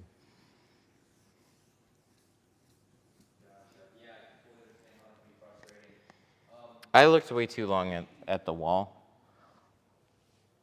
And then I was trying to figure out, I wanted to like redo this space. And do I do cabinets or do I do glass boards? Glass boards are more functional for tinting, but I need cabinets. They look good and I can put stuff away. And then I had the bright idea. I was like, what if I put sliding glass doors over cabinets and pah! It wasn't that quick or it wasn't that easy, but it works really well. The more practical thing is a rolling glass board that I can move anywhere, but this was like a showpiece.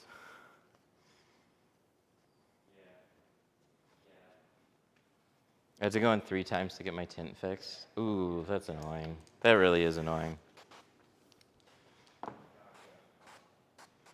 I don't have a good answer or solution for this though. But shops can optimize for lots of reviews. And the thing is, like a bigger shop should have skilled employees. But at the end of the day, there's usually 1 or 2 people in charge of tinting your car. And at a busy shop, you are just one of however many cars coming in. Tint is a skilled trade that a lot of shops try to treat as a conveyor belt. And it's just a tough thing to do.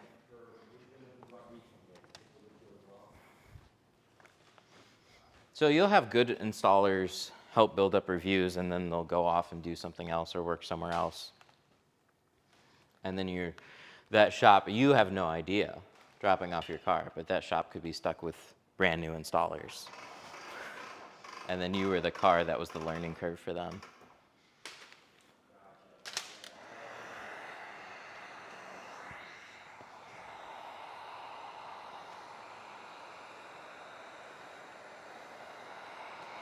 Are you shrinking? Yes, we have a windshield to do, and we have this back window to do. We will definitely be shrinking them.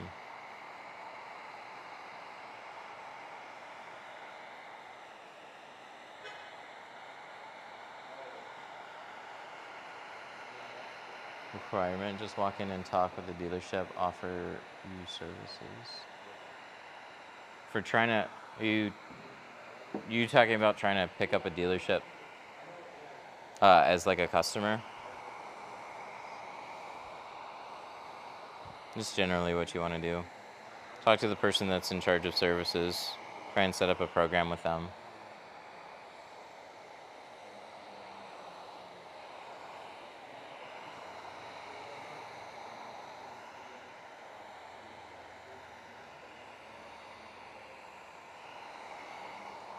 Oh, Haggerty Garage is around a few different places. Oh, that's interesting. $500 to $700 a month for car storage. That's cool. I grew up near a road named Haggerty. Sometimes I wake up and come into the shop and I feel Haggerty.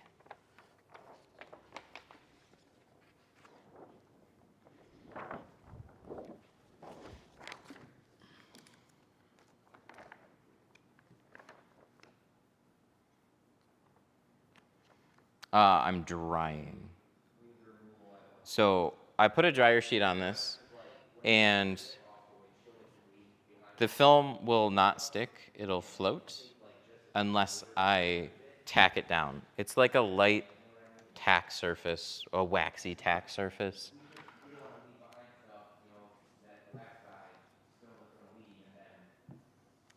we card that, card that, card that. We can only shrink out the top and bottom. So we need to direct all these loose fingers.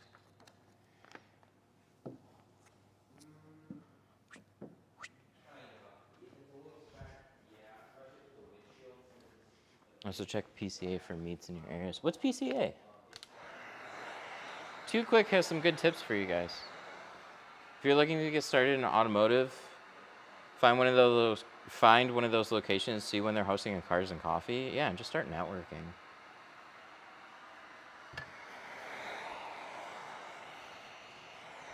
Talking to customers is the best way to get customers.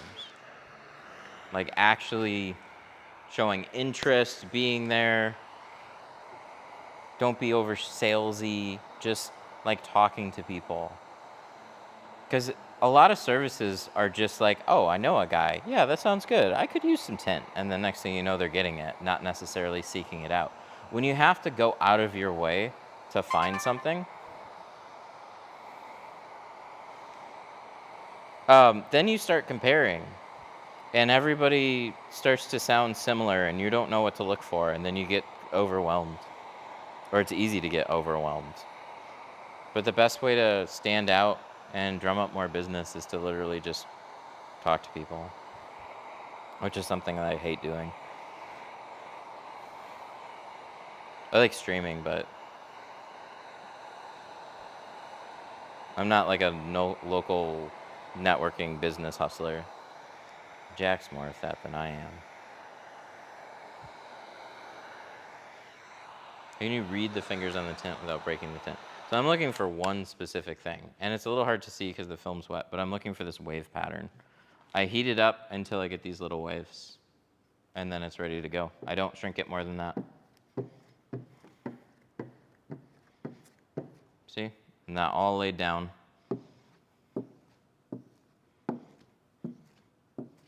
That's all there is to it. You tack it in the middle, direct all the fingers up and down, shrink it until you see those little waves, and then it evenly smooths. We have a couple more fingers here. Gonna heat gun nice and close and make sure that flattens out because it's right on the edge. Bye-bye.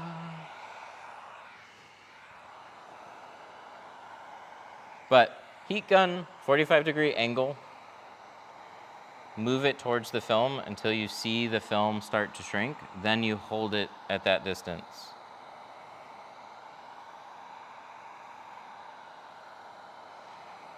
I still got a windshield to do. There'll be a little bit more shrinking on the windshield than this.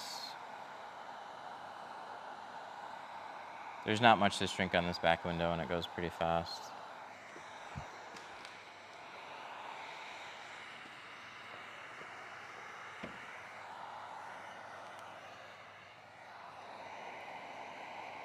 Oh, Porsche Club of America. Nice. We talked for 40 minutes before he gave me his business card. Yeah, people just want to do business with good people.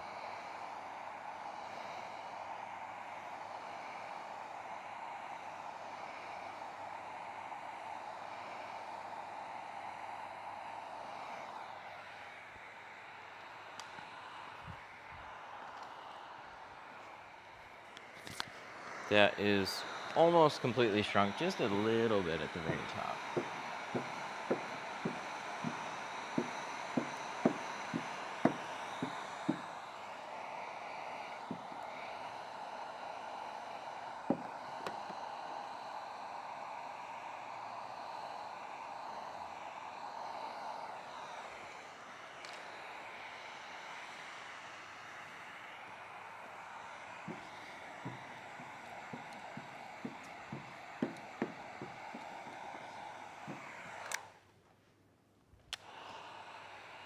What kind of paper do I need?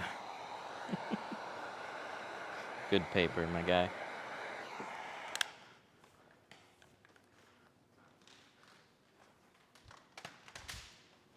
We're using GeoShield. This is their Apex film. I recommend what I use. That's why I use it.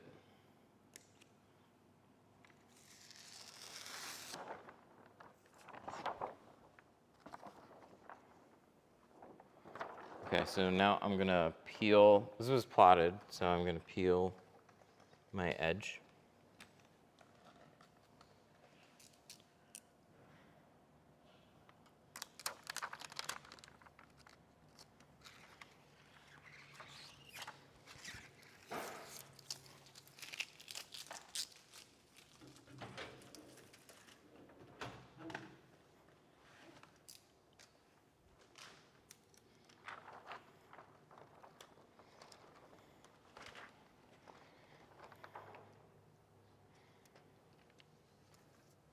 UV run. I get asked all the time. I've definitely sampled their films. Wasn't a big fan. The Pure Max Carbon was, I think, like the only film that was pretty decent for the money out of them. I just don't like hazy films. I think that's like a huge trade-off. Like you can have a poor quality ceramic film and it'll block a lot of heat, but the question is how long will it last? And they're generally not clear.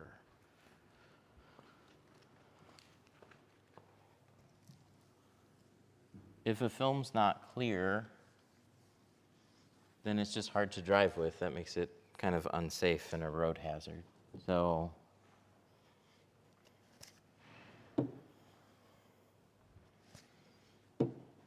high tech, I haven't used it as high tech. And it would have been a while. I used some Tint Depot. Tint Depot is owned by Tint Depot / High Tech is owned by a global film distributor. So they have some film that's global under the High Tech brand. And then they have some that is not.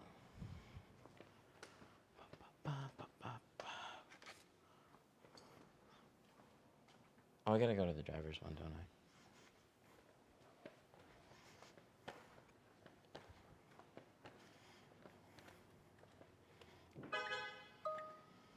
Yeah, Pure Max is okay.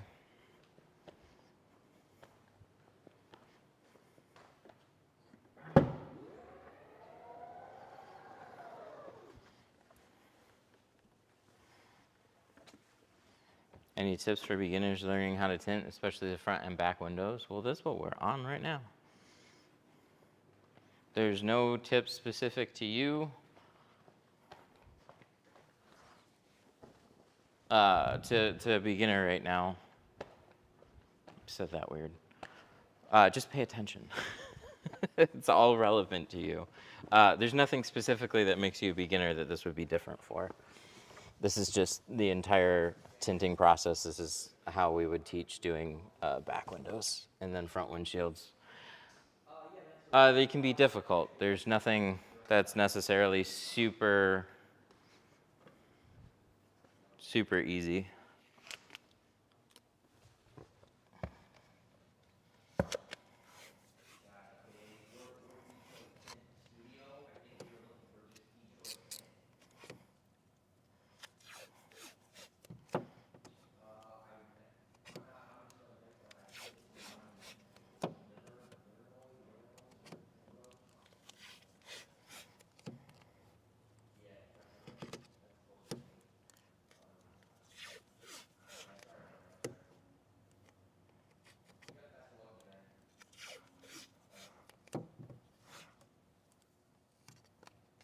Oops.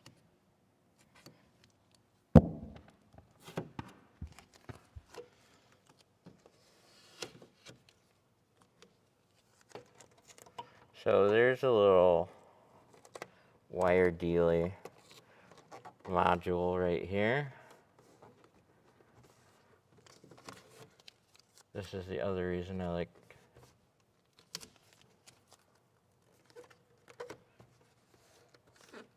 I'm making a little like shingled roof for it. So when water comes down here, it's not going to go straight down these wires to this module. That would probably cause a bad day. So I'm sealing up the edge here.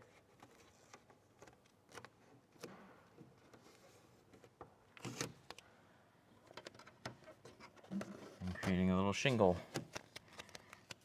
And then that's just going to drip off.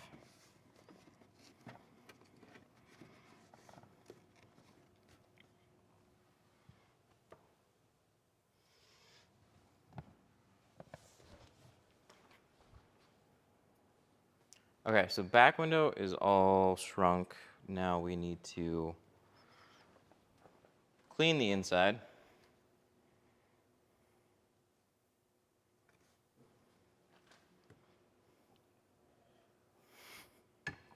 Shingles doesn't care. Shingles doesn't care.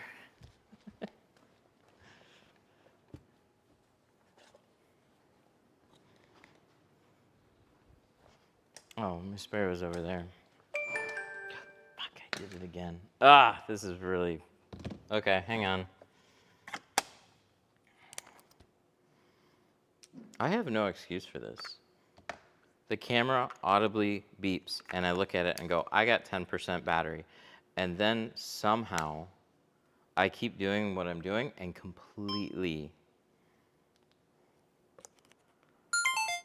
I completely forget. And then now comes the tedious I gotta connect it. So you guys are all dark right now. I know that. Hang on. Hang on. Give me like 10 seconds. 10, 9, 8, 7, 6, 5, 4, 3, 2, whoa, whoa, whoa, whoa, whoa, whoa, whoa, whoa, whoa, whoa, whoa, whoa, whoa, whoa, where the fuck is the thing? 1.5. Oh, that's TikTok. Oh, it's this one. No, we're 0.2 seconds left. Oh, there it is. Okay.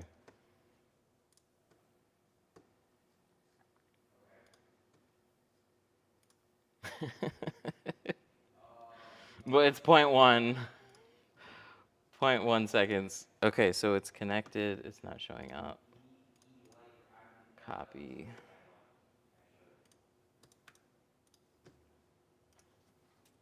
Okay, now we gotta go.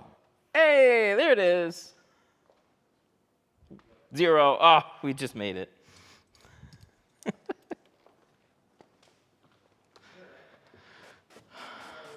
We did it, chat. We made it. I wasn't worried. Were you worried?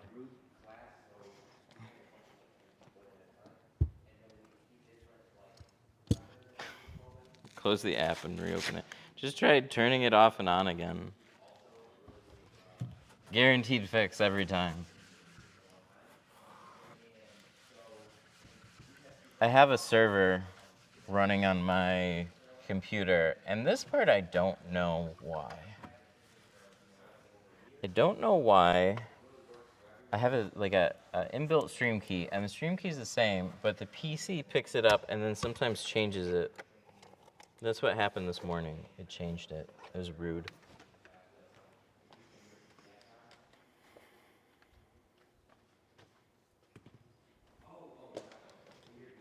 Detroit Haggerty is like 4 hours.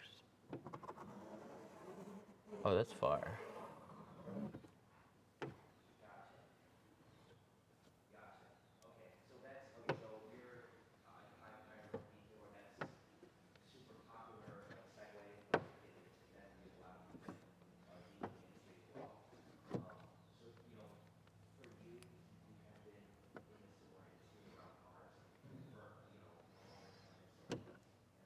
$140 for 2 front doors and a back glass and an F-150. It's definitely cheap, but it's not like it's an F-150. It's not like crazy. F-150s can be really easy.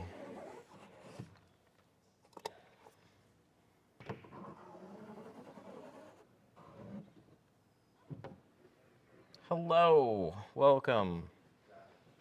We're streaming.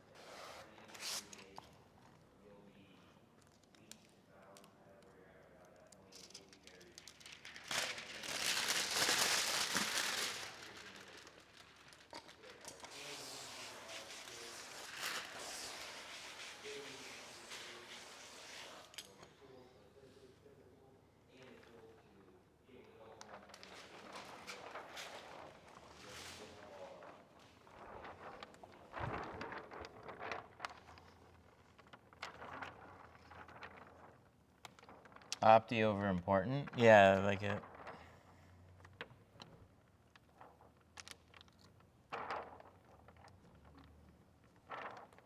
I mean, I've always been this way. It's about price to performance.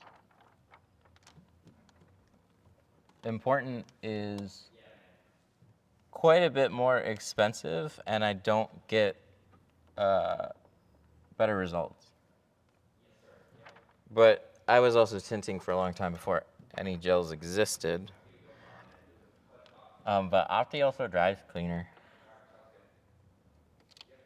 So there's that.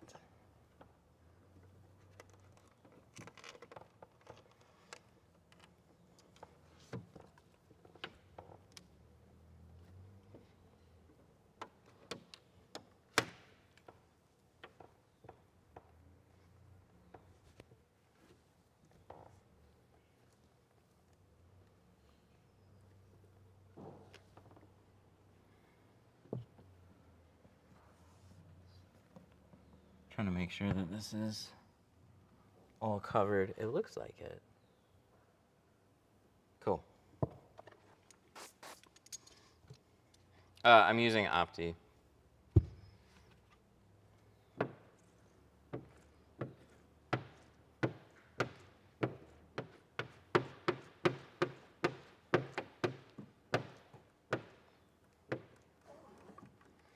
How would you do a frame side window? I would watch yesterday's stream and a lot of other ones. We did one yesterday, and I don't know. I think we have one tomorrow. Today is the frameless. What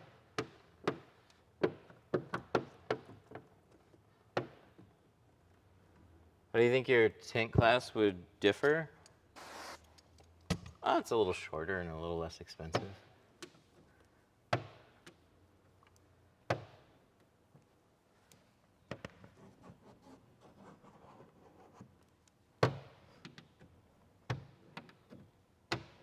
Both are going to be extremely good. So whichever one's in your budget, whichever one you're closer to. No, that's realism. That water droplet, that's real. That's like when you shoot somebody in Call of Duty and then you get the blood splatters.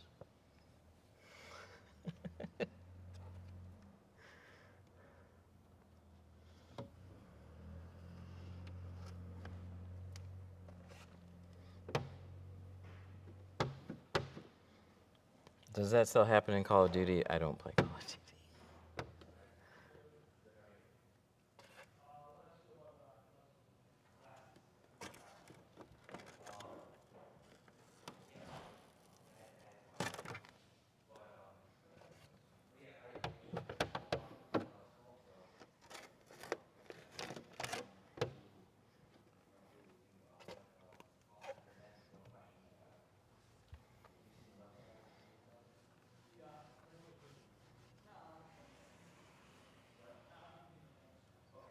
Any tips for removing tint at home? Yes, look up videos.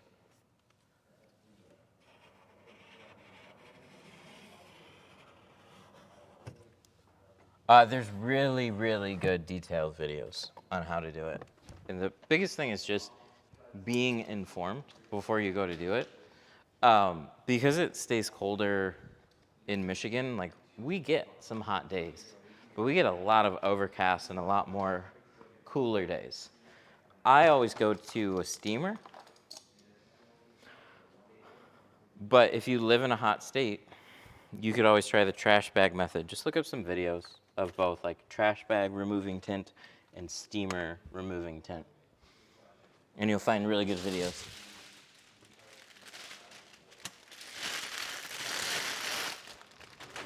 Better get you a squeegee for that camera. I think this is probably the most camera squeegee that I have. Just a little like, there you go guys, you've been squeegeed. Oh, it looks nice. Just remove the door panel, it's super simple.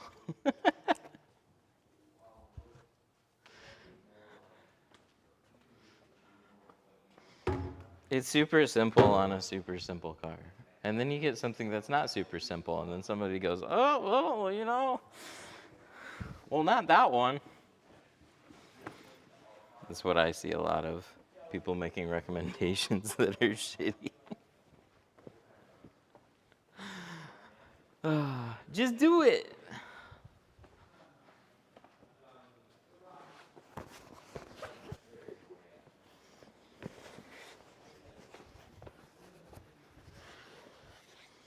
Okay, now we're gonna get ready for the windshield. We have nice white seats.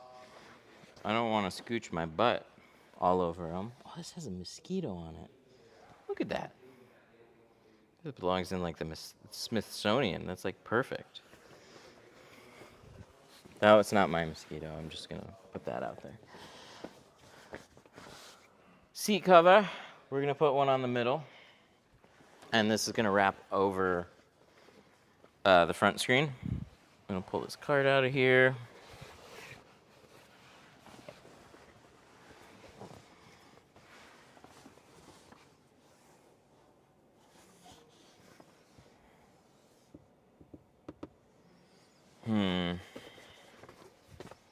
I can hear the. Where does it go? Here? No, it goes here, right? It thinks it's locked.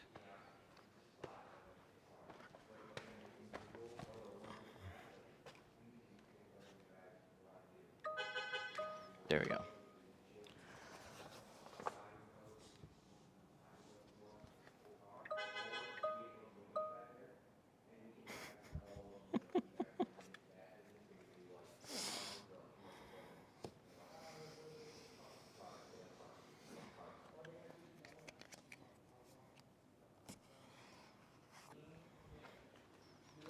This is a funny quirk. See, that's why I don't necessarily close all the doors, if I can help it. Because then it puts the car to sleep. And now it, so we just want to turn that off. Oh, this one, here we go. Make sure both of those are off. Sweet. That's all I needed.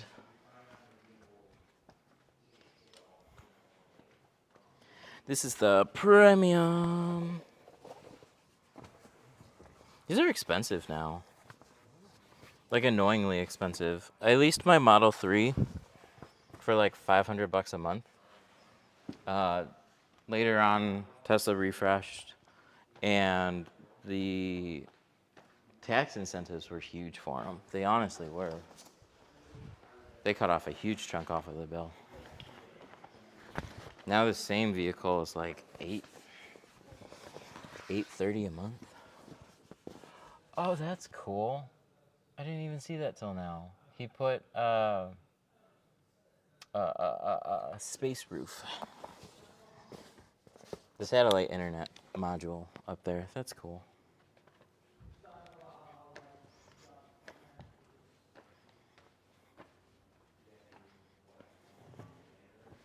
What's that service called?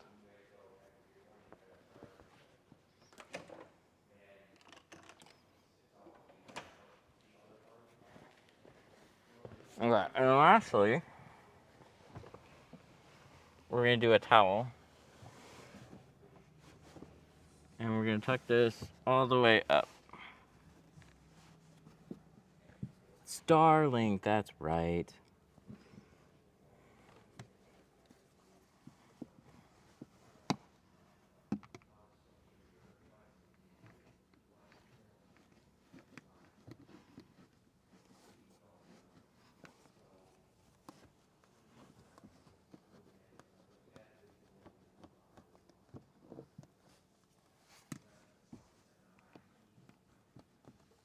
But they have a cheaper standard one, and they strip out a whole bunch of stuff. They still give you a glass roof, but then they cover it in a tan headliner. And so when I was looking to renew a lease, I ended up going with a Lincoln.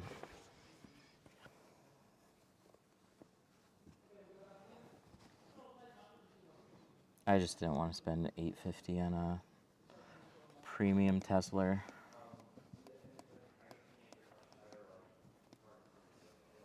but they're cool. I still like them.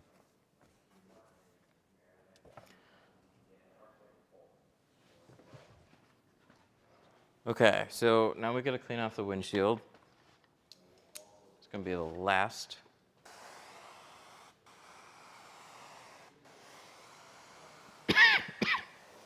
Excuse me.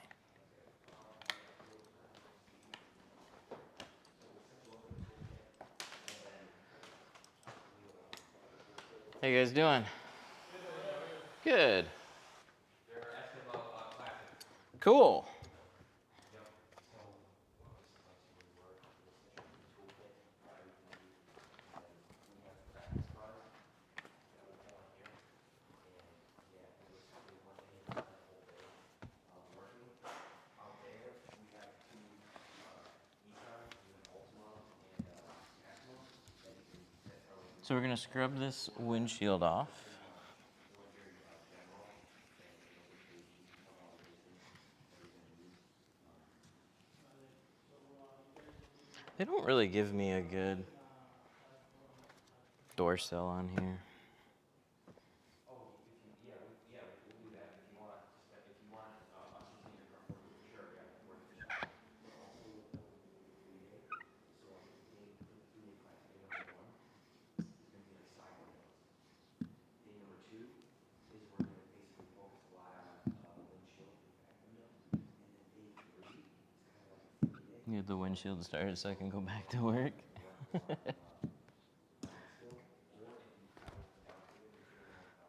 What knife do you use to cut the edges? So like these little bits. I have a very thin blade in a plastic holder. So it's a, I'll show you the pack next time I'm over there. The stainless blades and the carbon blades that we use are both by a company, NT Cutter.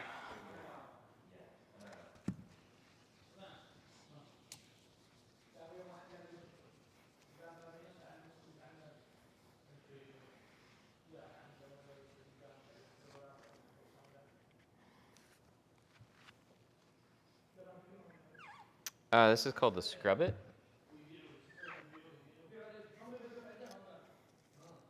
Scrub It.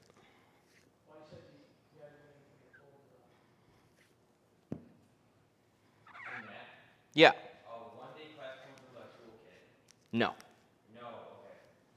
Gotcha, okay, so that's the only thing. No, because we have a lot of variety with the one day class. We have tools that you can use during the class, but it does not come with a toolkit. Because people will come out for both architectural or automotive, so it's just an opportunity to train with an instructor for the day.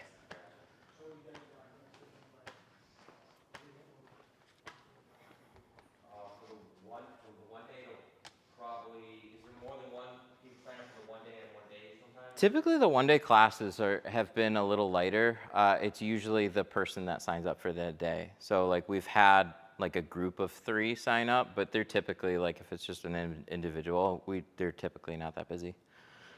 So, Good chance that you're on your own. good chance. There could be one or two that really show up though. But, so, so I guess then for the one day as well, like, while I'm training, we will like provide you with whatever tools you use basically in that day. And then you just kind of figure out what tools you like, what you have a preference for. And then at the end of the day, if you have a few that you like and want us to keep, we can, build these out of give you the first at the end of the class.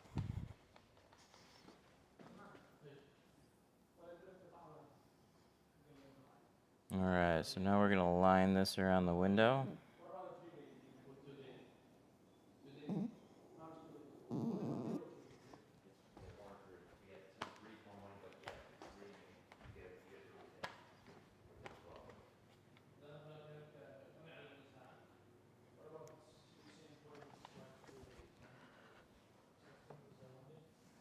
Yeah, so 3-day is gonna be like Tuesday, Wednesday, Thursday, and it's gonna be 9 to 4. Yeah.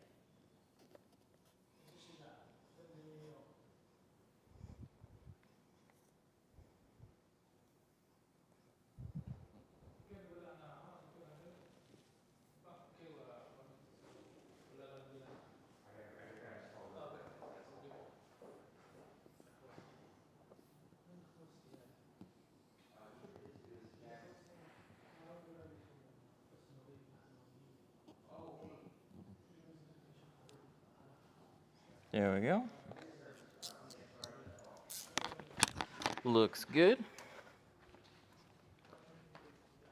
Next thing I can do, coat it in a dryer sheet, and then I'm going to clean off the inside of the window.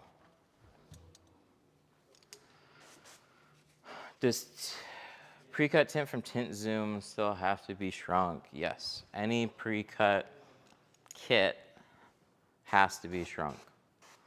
All a plotter does is take the place of a knife. The glass is still curved, film is flat. You always have to shrink.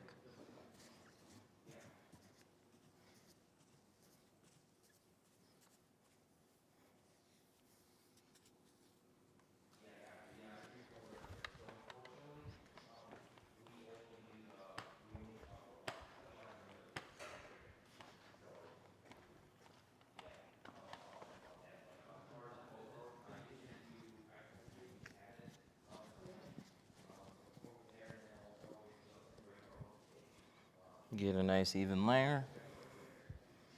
And then while this is drying, I always want to be doing something else. So I could prep that first, tint the doors, tint the rest of the car, come back, windshield's dry.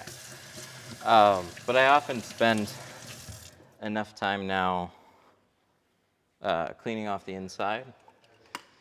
These are the blades that I'm using, by the way, for the top edge of the windows. Somebody had asked a little bit. I put these inside of a plastic blade holder. So we typically use stainless, but on a top edge, I find these like super thin carbon blades. They're like half the thickness of regular blades. They're really good for both shaving off a top edge and cutting a nice clean edge.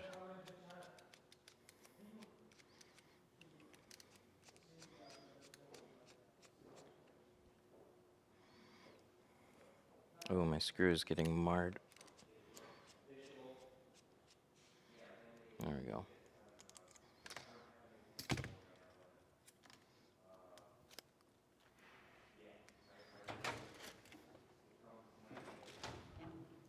So this is just a little squeegee holder, and it doubles as a blade holder. There's two ends on this.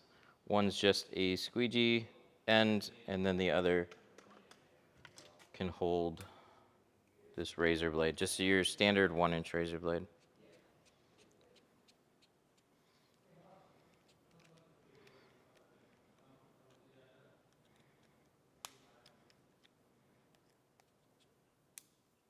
Oh, that's why.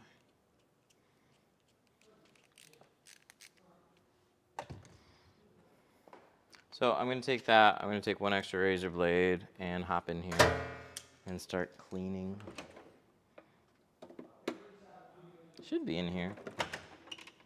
I don't see it. I don't see it. It's okay, we'll get it when we run over to the other side.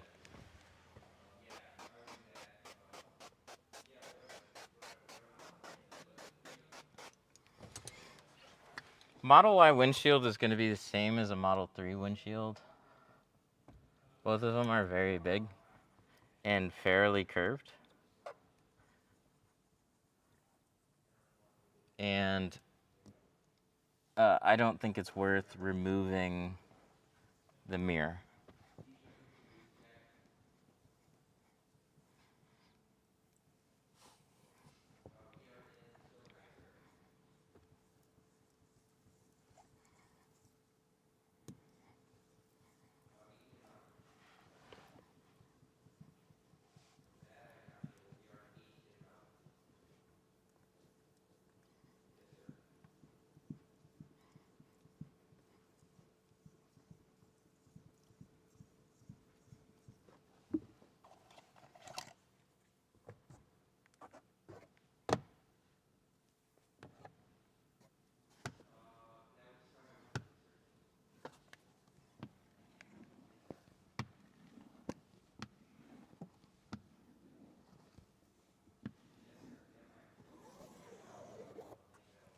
There we go. That's one side.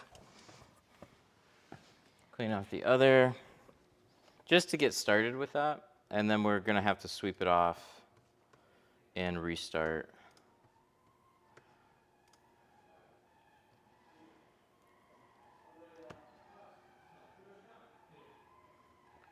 You can have a sip of tea.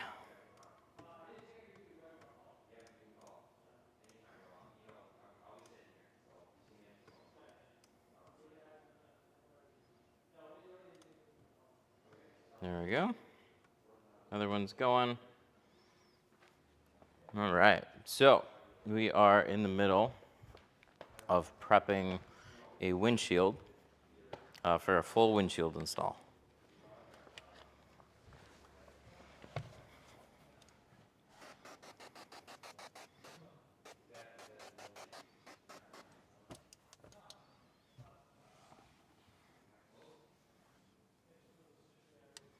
You can pop off the cover. The entire like housing?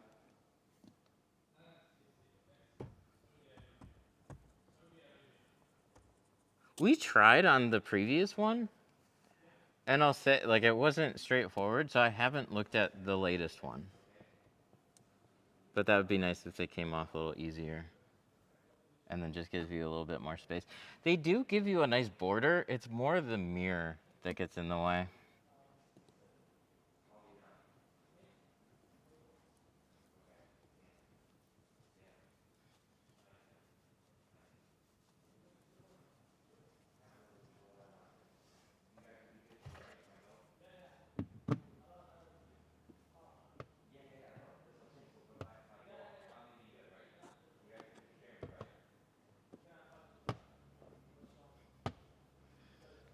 Jack's so good talking to people. Genuinely.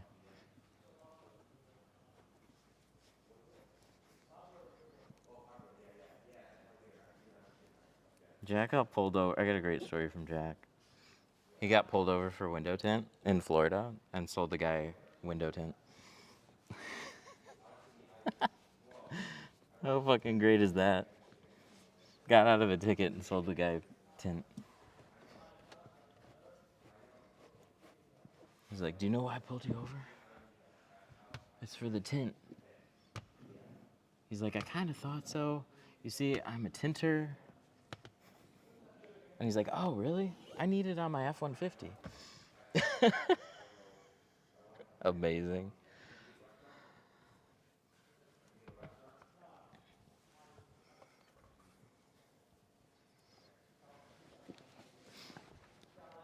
Okay, so that's scraped. Now the windshield is dry, and I can put some film on and get this all ready. I'm still gonna take a little bit of alcohol on the edges.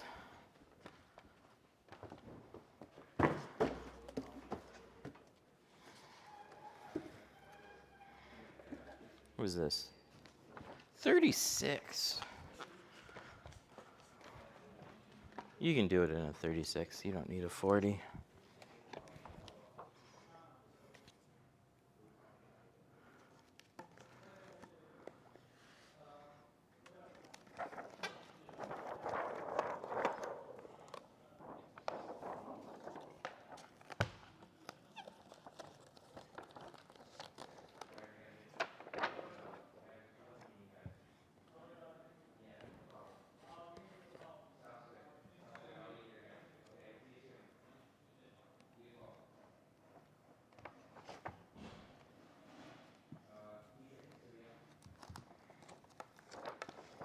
Yeah, I pulled you over for this illegally tinted windshield, but I need this. I need the same. Yeah, 36-inch roll is very close. But I've still never had to grab a different roll. Oh, shit. Oh, no, there we go. I thought I might be in a pickle. Went to go grab my knife and I didn't see it. That's like the worst time.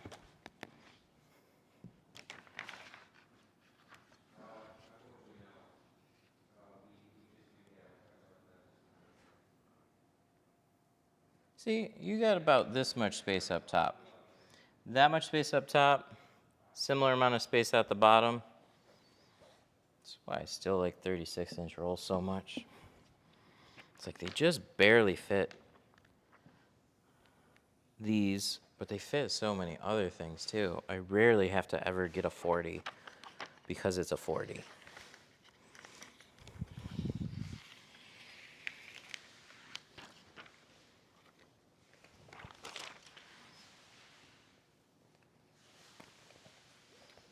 It doesn't fit. It does fit.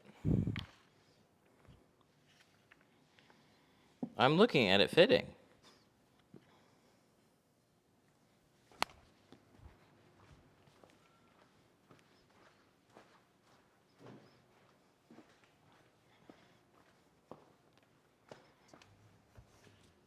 On the outside of the windshield is a prep. It's a dryer sheet, and what we're going to do with it is shrink.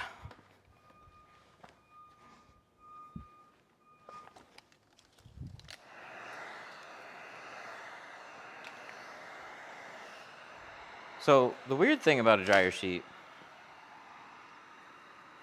is that it's like a light waxy surface, and so it acts as a tack surface, but it only tacks where I push the film down to.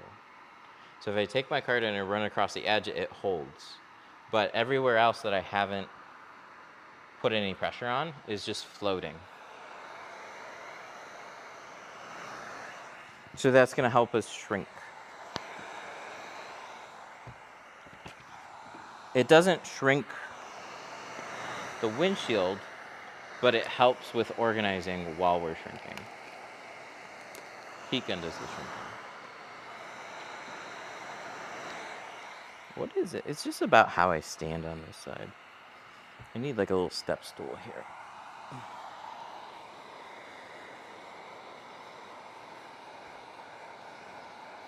Just a bit awkward.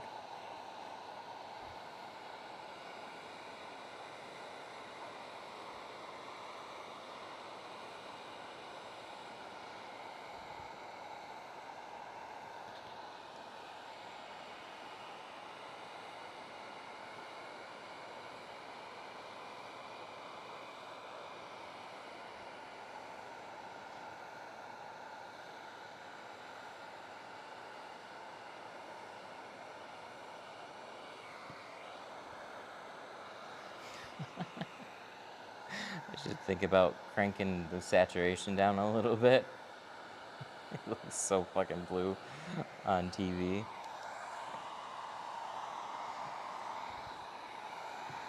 There's a few things that I have control over, and the image that this camera spits out, I can't change the colors on it, but I could do it on OBS, so I should probably do that.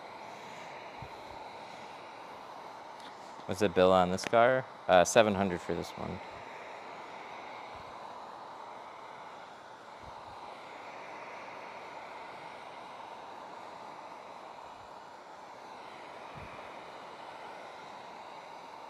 Have you done any of the roofs on the Y? I haven't.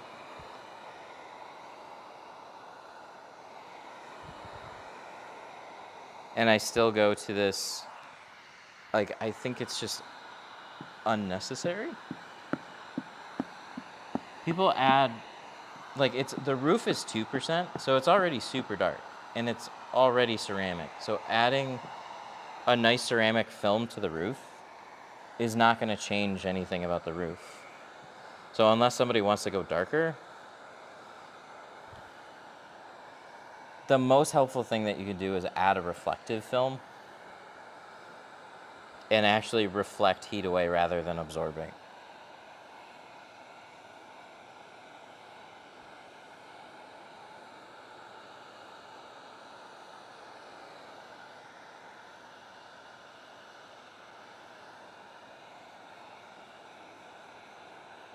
Is it easier to cut out the mirror? On this one, you have to.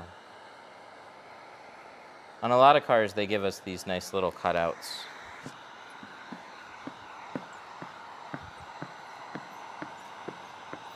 Yeah, shrinking a Y roof and reflective film. I just never got around to doing it. I was gonna do it on my Model 3 before I traded it back in, and I just never got around to doing it. I didn't baby it. Eventually the roof started to show quite a bit of wear. But if I took care of it more like a wrap, It was on there for about 2 years, though. I just didn't hardly wash the car. We threw tools on top of the car during classes. So if I babied it, it would have probably gotten another year out of it. Year or more.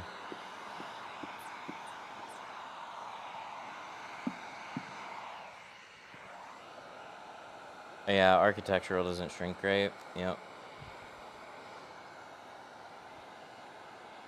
So I just got to the, like, I never wanted to install it on a customer's car. I put it on my own. I was really happy with it. It kept my roof 40 degrees cooler. The idea is super cool. But we need a more installer-friendly material on that. I talked to Gio about it, like, the owner, and he was like, I don't want you advertising that. I was like, but I gotta have some fun.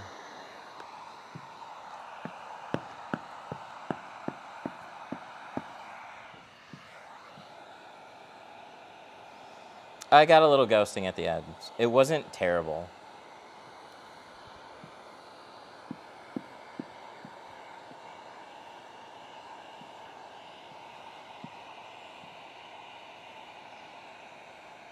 It was the exterior 2020 line. So I put it on the outside.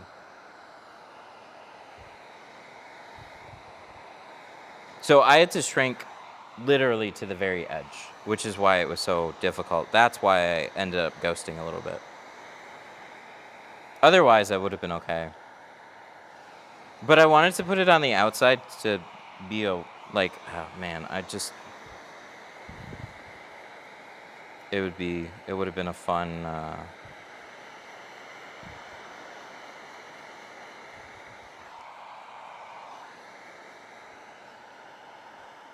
I was a little more excited about it, and then I went through it, and then I'm like, yeah, I don't want to do this for customers. But I think it could have been a pretty big hit if I had pushed it.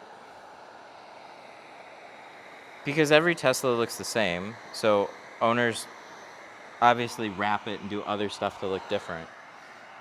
And I thought doing a reflective roof down the entire back, dude, there would be people that would do it.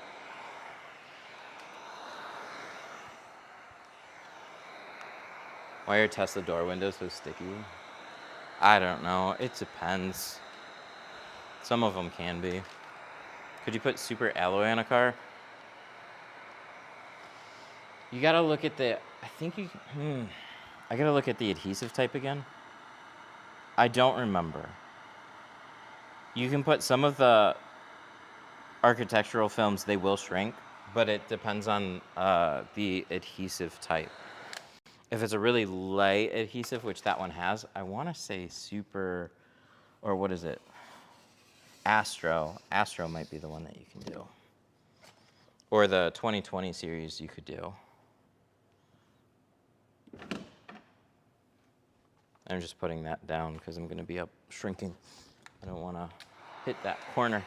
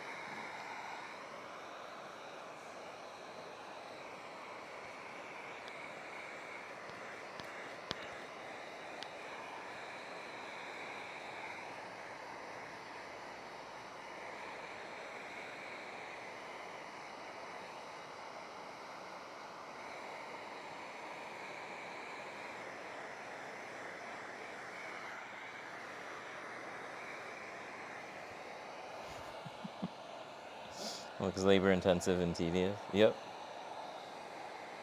Yep, that's tinting.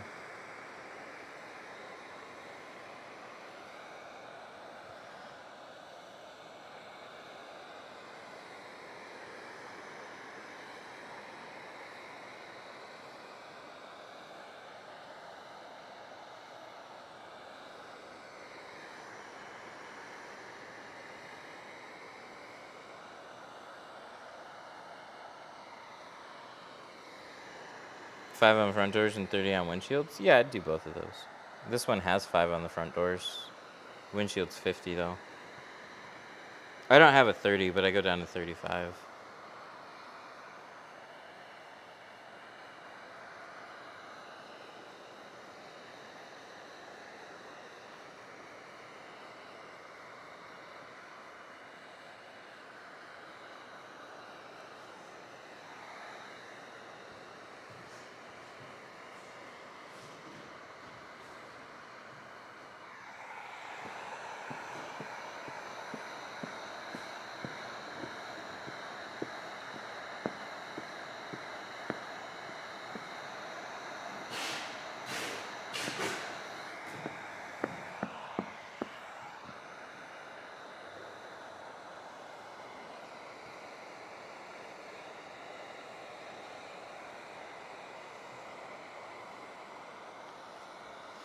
Apex is a little bit more sensitive.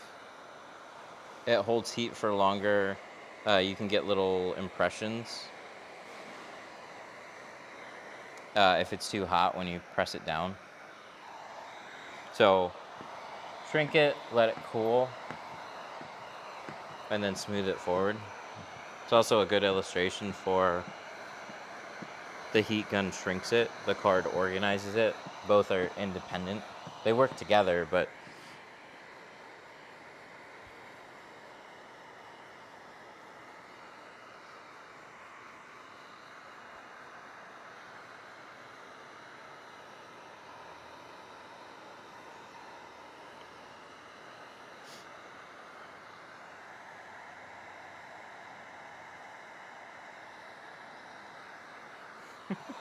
put the price in the bag.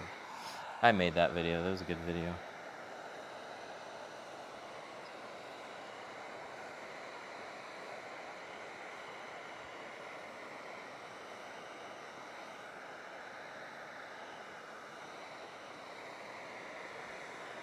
Yep, I got 50 on mine, and then we did a 40 on on our Sienna.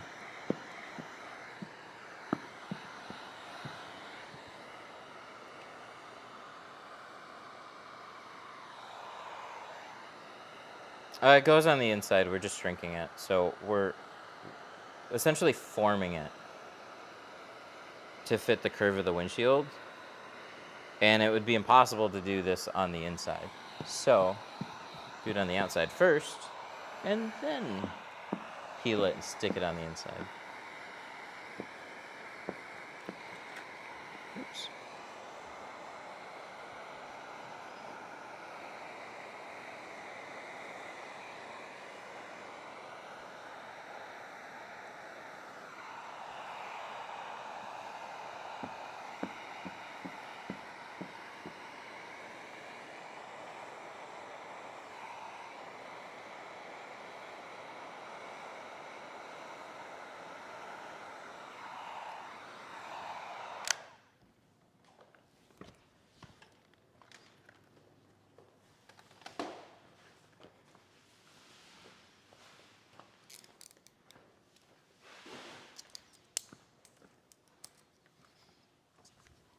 All right, so now we're gonna trim it.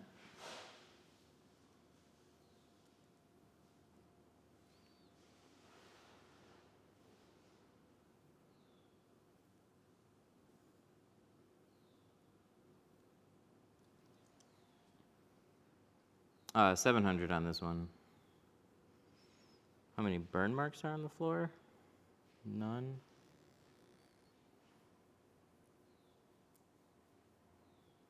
No, the heat gun has a casing around it so the hot end doesn't stick to the floor. or we wouldn't be doing that. I've definitely burned extension cords though.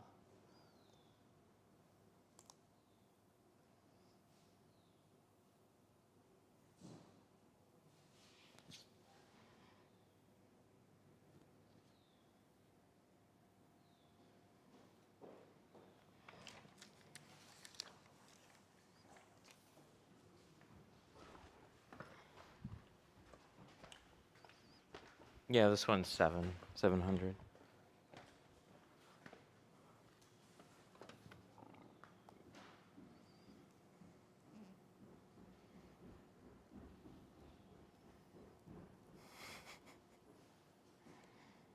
I'm not a fan of tinted windows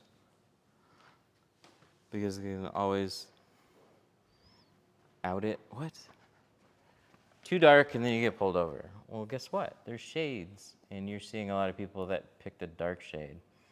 You might not notice people that pick lighter shades. Like this windshield, for example. This is a 50. This is very light.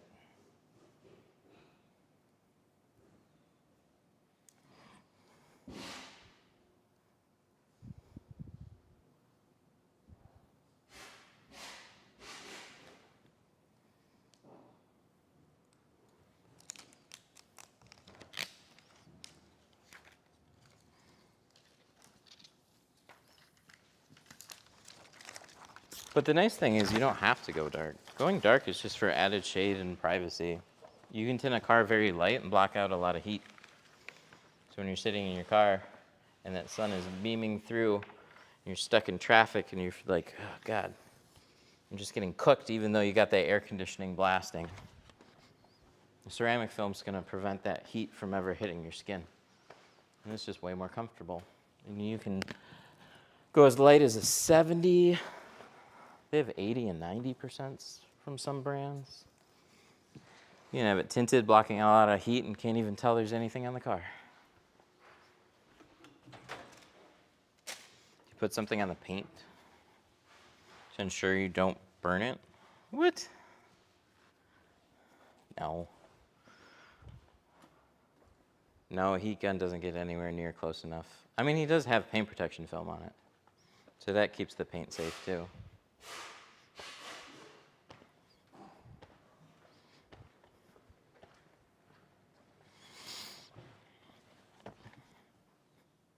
They always tint too dark on the side windows. Nah.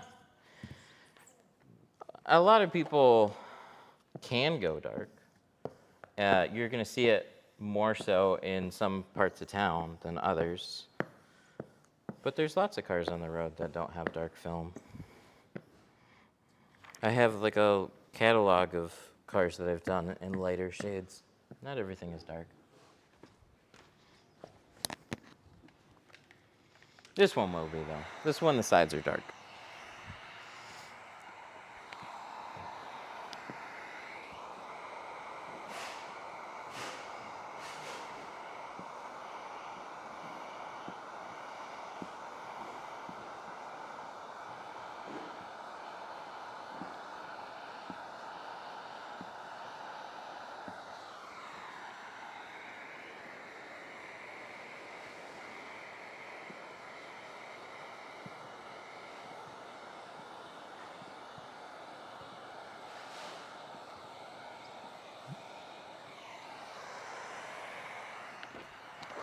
So if I come in and give me the best legalized tint you can give me so I don't get tickets, what would you recommend? I would recommend going and getting a doctor's note, and then we can do whatever you want on the front and the windshield here.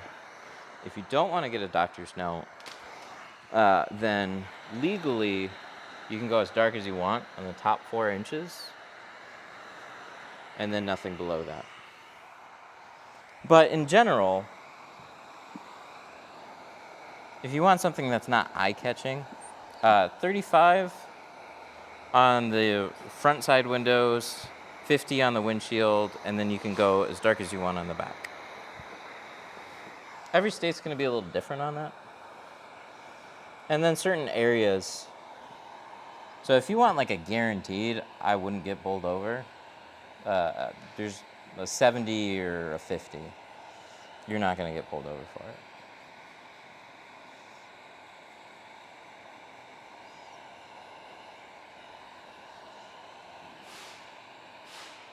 I got pulled over the other day. I forgot. It wasn't for tint though, and they didn't say anything about the tint that I had. I had 35 on the front doors. Could have gave me a ticket for it. Same thing if the windshield was tinted. 50. Didn't get a ticket for it. No, the windshield was 40. Didn't get a ticket for it. Got booped for car registration though. Forgot to renew it. I had to renew my driver's license. I just forgot about the car registration. Just like I forget to swap out the battery on this on this camera. That's hilarious. Parts of town. It's true. Depends on where you drive through. Some areas they target it, and some areas they just don't care.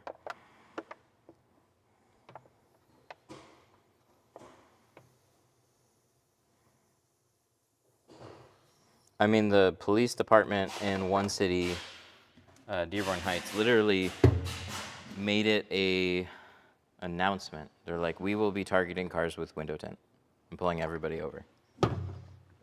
In some cities, they just don't give a fuck. Same state, 40-minute drive, completely different opinions on it.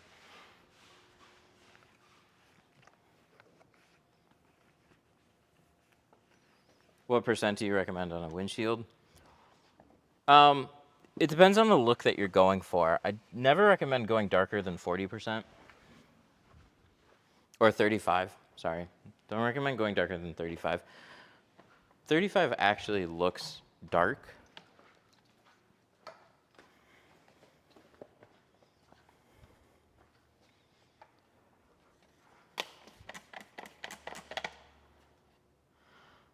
I got pulled over for tinted windows. He pulled out the tint meter. I failed, but I had the car like that for 11 years without any problems. It's so annoying.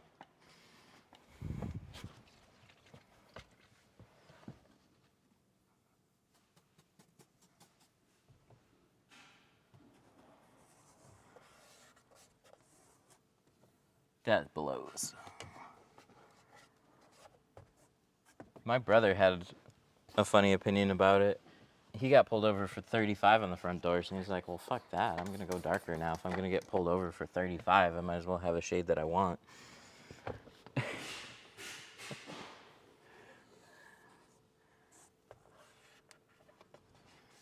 think this 4-window in a car plus rear window take. So the full car. Generally, up to a couple hours.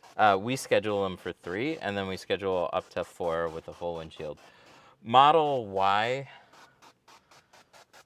is definitely just more work. There's no way around it. They're just all together. More curved doors, more curved on the windshield. A premium trim like this, I just cover things up. I mean, I cover everything up, but in general, you always want to just take care.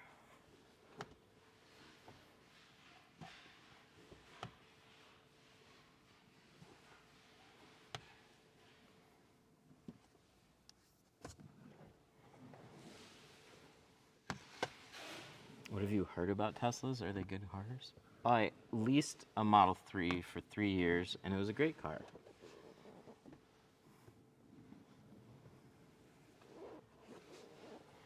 It's just not for everybody. There's people that are going to have one primary vehicle, and they have to drive more. I wouldn't recommend an electric car for that. That doesn't make any sense. You're charging all the time. My Model 3 was mainly a commuter back and forth from work, and then I would run errands in it. So we had a Explorer as our main family vehicle that we would drive farther out or grocery trips and other stuff. Now we have a Sienna and a Lincoln. The Sienna's nice.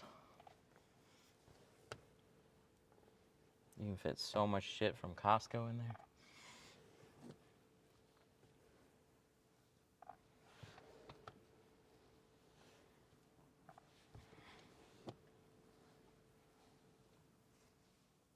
What end on the sprayer? I have a fan tip. I should break out a cone tip again. I saw them not too long ago. I just keep forgetting to swap this out. I've been using a fan tip on this keg for a long time. Oh, I think I have the cone tips. I think I have the cone tips on those sprayers over there, on the reels. I just haven't cleaned them in a while.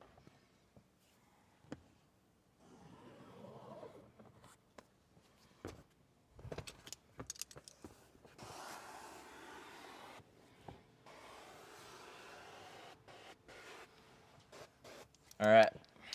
It's about to grab the alcohol bottle. Let's not do that.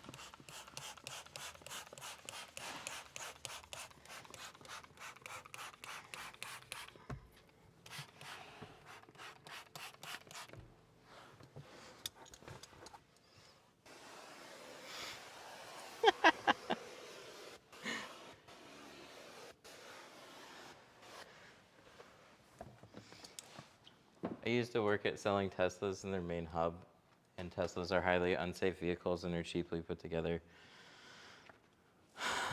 I mean, I wouldn't say, dude, if you look at a lot of other cars, you see how similar so many cars, they're all cheaply put together. I don't think Tesla's worse than a lot of them. I think their Model S and Model X are definitely overpriced. Like, people are like, why is this $100,000? Look at this interior. It's like, yeah, that's a Model 3 or a Model Y style interior.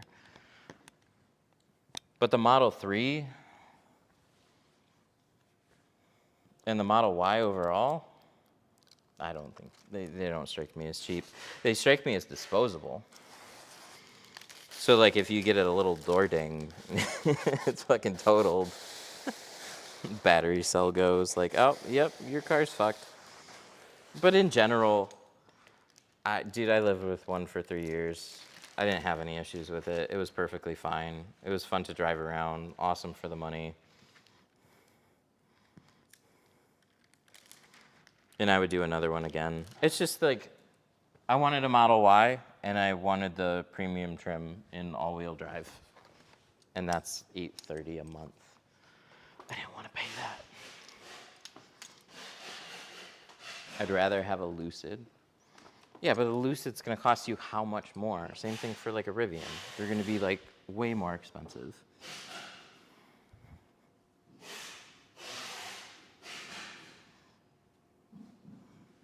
You still got to shop in the same bracket.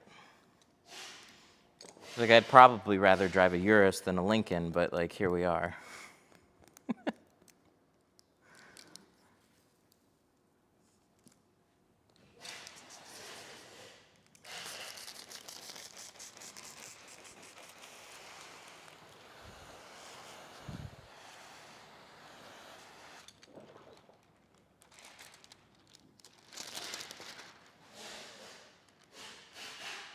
Okay, so we are reverse rolling, which means we're going to roll the entire pattern up.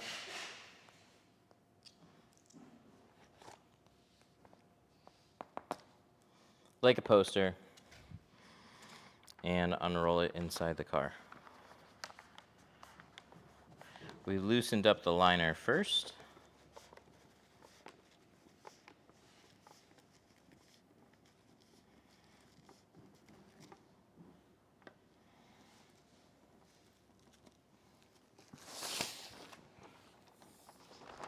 So it'll peel nice and easy. Have you ever heard of rock rose? All the time from chat, yes. And there's a lovely picture in my group of it fading after 3 months to this lovely rose color.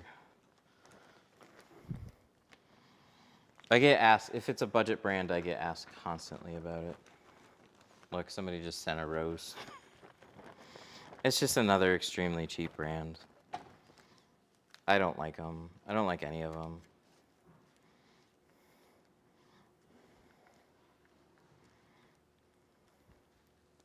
Not to run a business off of.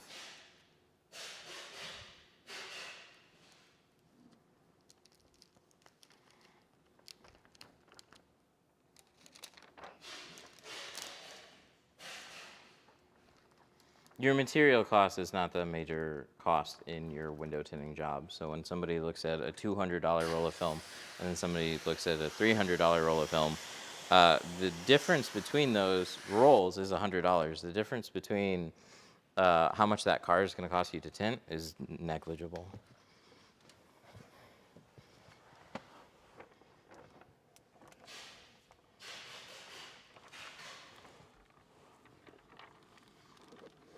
All right, so step one in the reverse rolling process is getting the film onto the glass. The bit that we rolled back. And then once we do that, we can start unrolling our film and just take it nice and easy.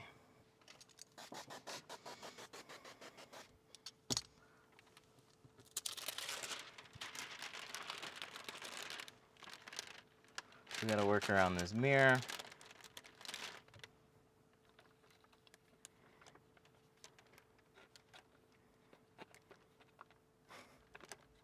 You dummy. There we go.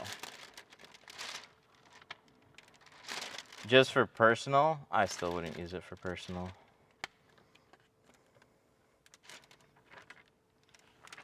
It's not a very clear film. It's bound to fail quickly.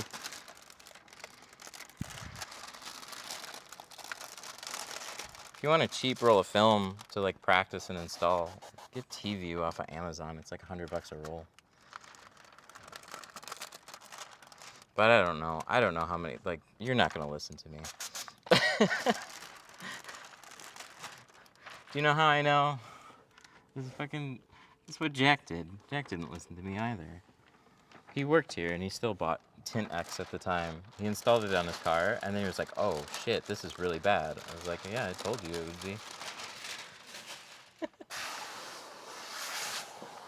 He's like, but it said lifetime warranty and ceramic, so I just, and, you know, at an awesome price, so I just had to. I know how it goes. But you'll live and learn. Some of y'all gotta learn the hard way.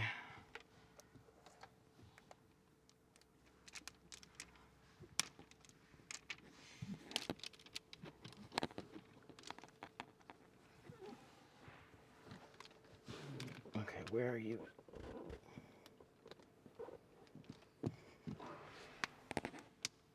I had a cabinet of Geo, and he still bought a roll of Tint X.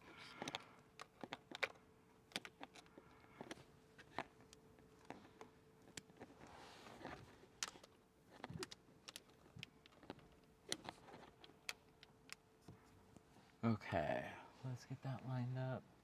That's pretty lined up. That needs to be scooted.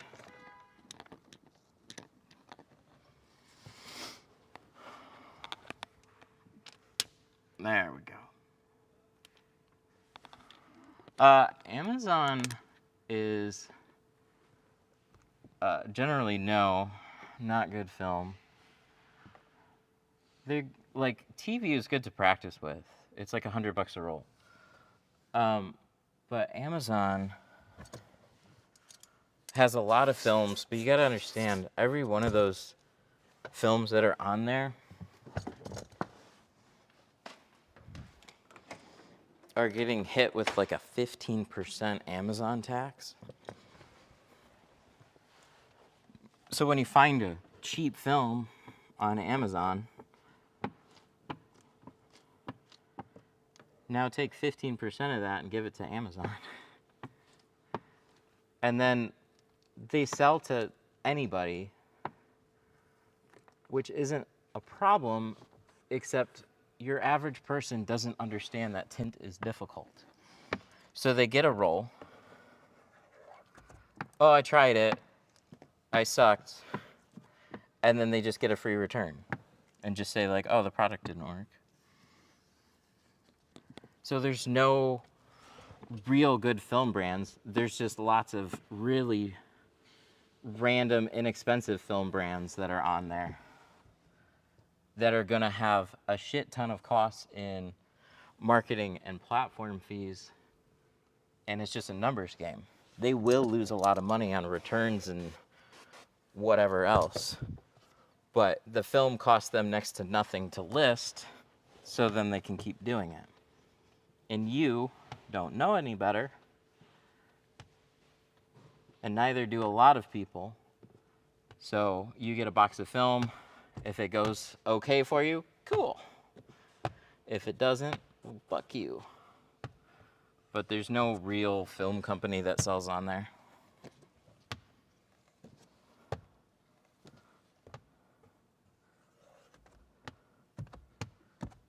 They eat up too many margins.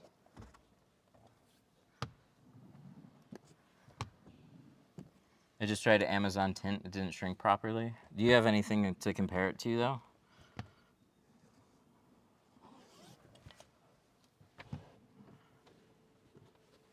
You might be my case study here.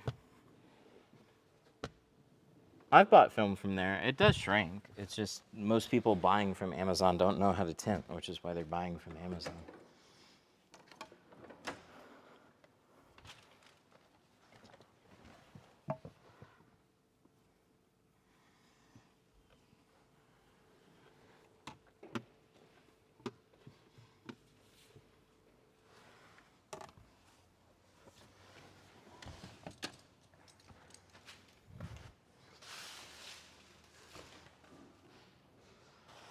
All right, she's all squeegeed. We're gonna take a look. This is where we cross our fingers really hard.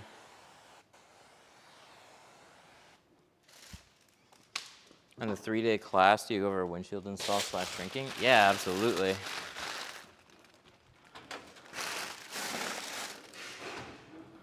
Exactly, yeah. See, that's exactly what I was describing. You see a roll, you try and shrink it, it doesn't shrink right. You then think it's also Amazon's problem or cheap film or whatever. But honestly, tint is just difficult to learn, even with a good film. You can obviously have better shrinking films, but just because I paid more for a film doesn't mean it's better at shrinking.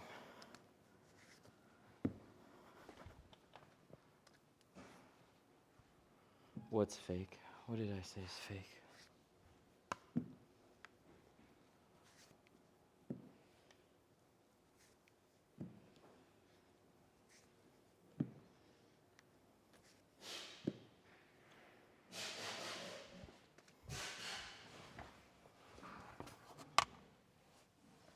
This looks nice.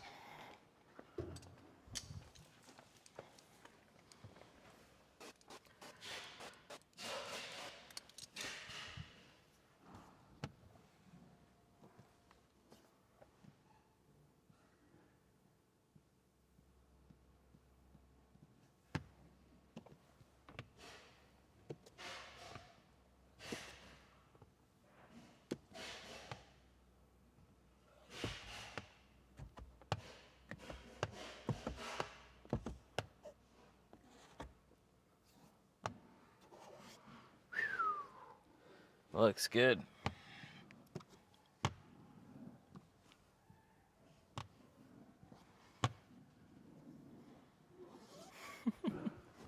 Can you do a 0% tint?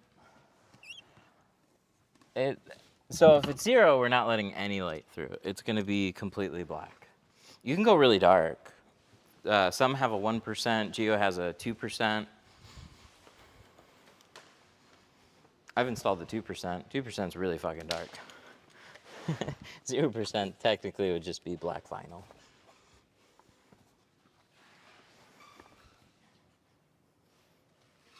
I can't see shit.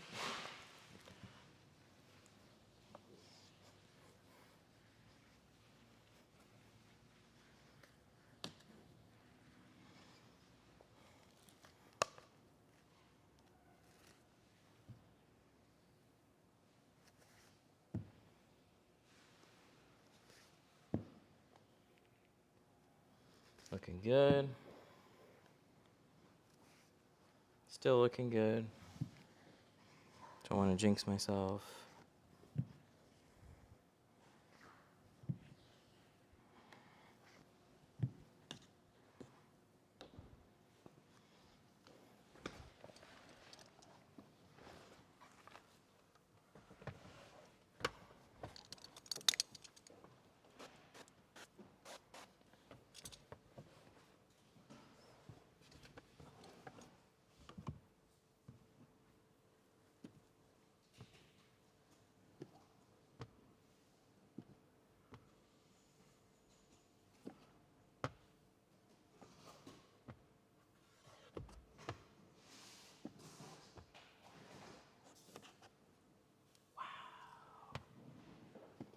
Sorry, I'm taking a second right now to thoroughly enjoy how clean this is.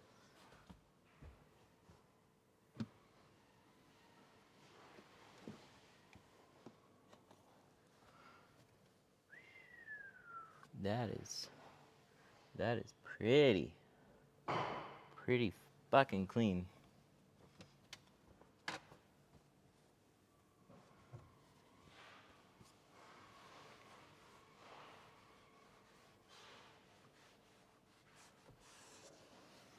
Sterling Heights, 18 a mound, Detroit Tint Studio.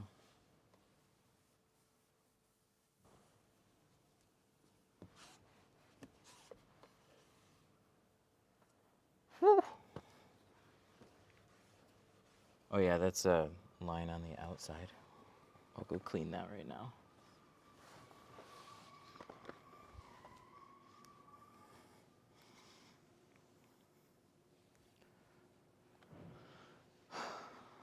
This is Apex 50%. Similar brands would be like Expel, XR Plus, or like Pinnacle, like from a Formula One dealer. There's definitely some other ones. Autobahn, i3 Plus, places like that. But you're gonna want to find a good place, a good installer.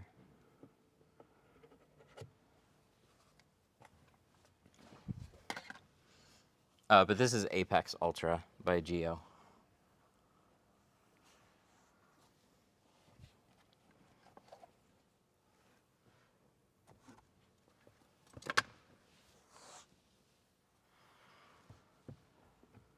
What'd you charge for the towel?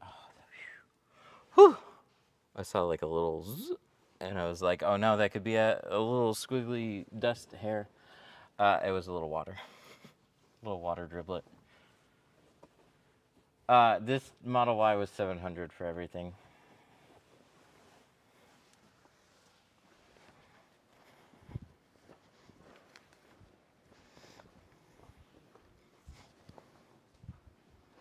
What's your all-time favorite tint?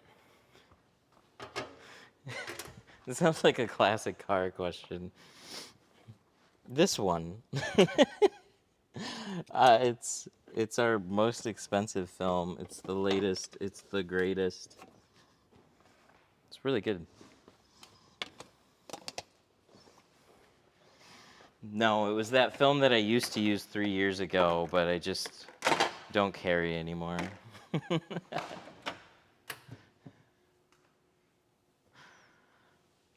Charged my buddy $350 to do his whole car, sedan, 8 windows. Yep, people do that. I can also buy a automobile with 4 wheels for $350. So I don't know why people are trying to scam me on these $50,000 to $100,000 cars. It's wild.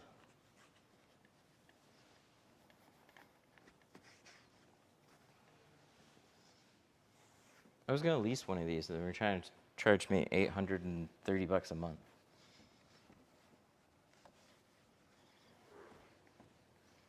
And it's so much more expensive than $350.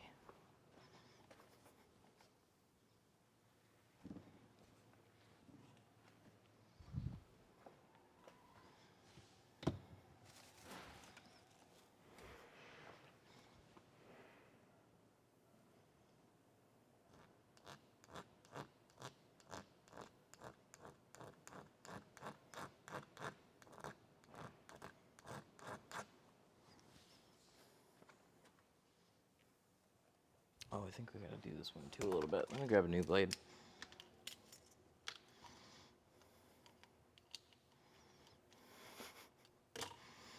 Ew, Tesla. Yeah, I know. They had to be all controversial and stuff. Believe it or not, they're actually fine.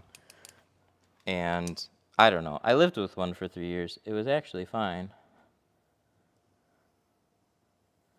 I did have somebody flip me off though, cause Elon. I was like, that's not my fault. Like, I leased this before he did anything weird. Why are you yelling at me? Am I supposed to just get out of the car? I guess I should have. I should have just like turned it in then. I was like, oh, yeah, I can't do this. Gotta pay $15K to get out of a lease or whatever.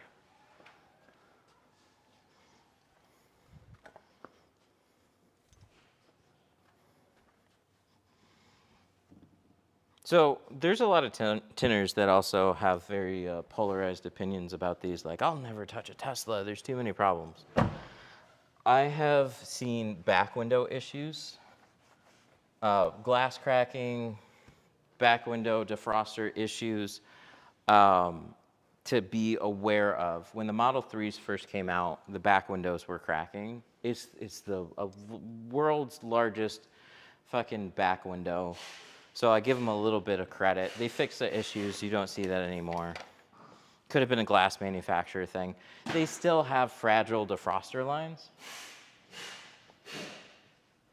So if you tint a Model 3 and you have to remove the film, you may or may not have working defrosters afterwards. That's still a thing. I haven't seen anything other than those. Like anything like, oh, I tinted it and now the car won't turn on. Or now it won't drive. Everything else is like perfectly fine on a Tesla. It's electric, but the fact that it's electric doesn't make, like your speakers are not gasoline. I mean, they get their power from electrical current. They're not gas powered, right? The car is gas powered. It's a fucking generator.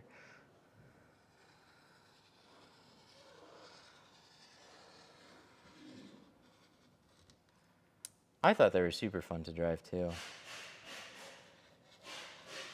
Everything else that I wanted to lease at the time was so much more expensive and not very interesting. And it was really sad.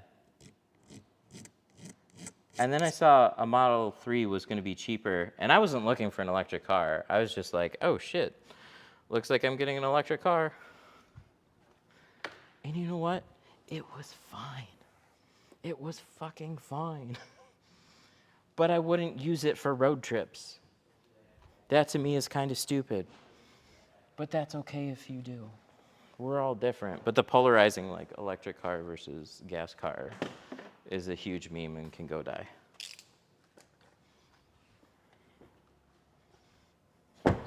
Oh, I gotta do the quarter windows. Why don't you guys remind me about that? I forgot. I gotta tint the quarter window. So windshield done, minus a little touch up. Doors we're touching up right now just to make sure.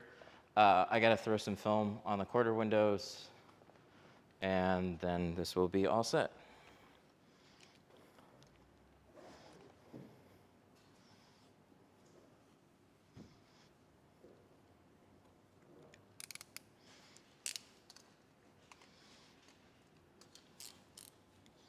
I'd rather drive a Urus, I think. Urus would be pretty cool. I haven't had one though. I've just seen them.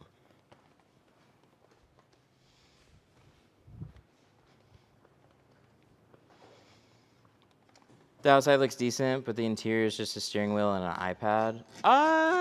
They genuinely feel pretty good. I think it's more than that. There's a lot of cars that are kind of mediocre on the interior.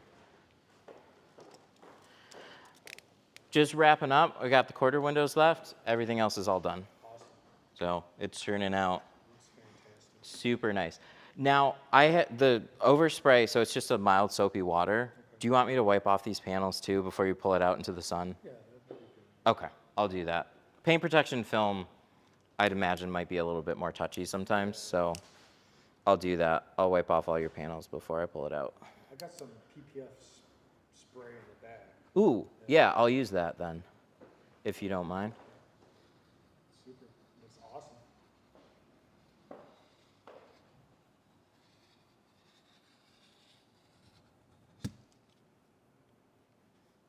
I'm either getting better at it or I'm just getting lucky. I feel like it's a little bit of both.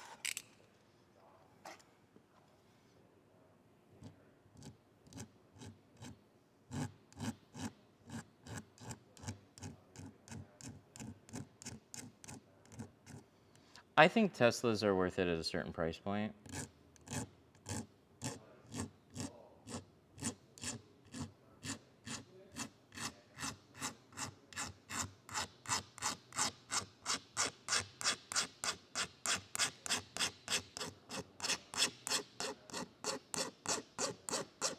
Electrics have a better risk of catching fire. Yeah, that's been a thing that's definitely been kind of worrisome. I was definitely concerned. I wouldn't lie. I was definitely concerned. I never left my Tesla inside my garage for very long. Especially on a trip. I'm like, if that thing just decides to catch fire, I don't want it to burn my house down. But in all fairness, there's been quite a few Kias and Hyundais that have been setting fire recently too, and those were not electric.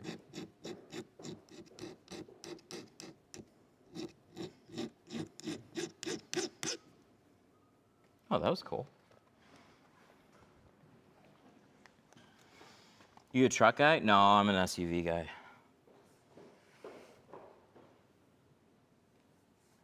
I've like hardly considered getting a truck over an SUV. Like I want the backspace covered up, so I don't see the point in a truck. I just want an enclosed space. So like truck as in expedition over an F-150. Oh yeah, all day, every day.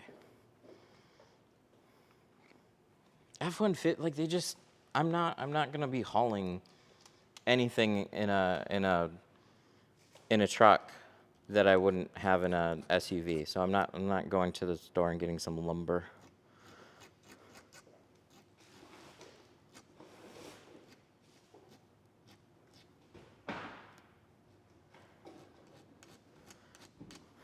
E6 can burn your house down.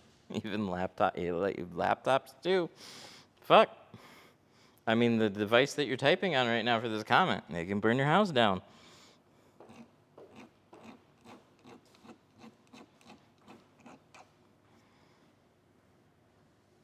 Want to be careful.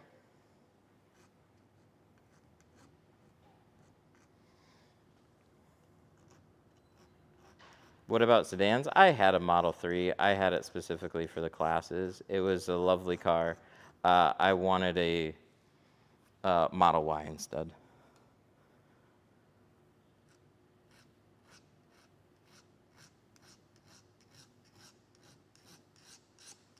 And 5G, my guy. God, I shouldn't have said some stuff. We're getting deep into conspiracies and fucking all the polarizing bullshit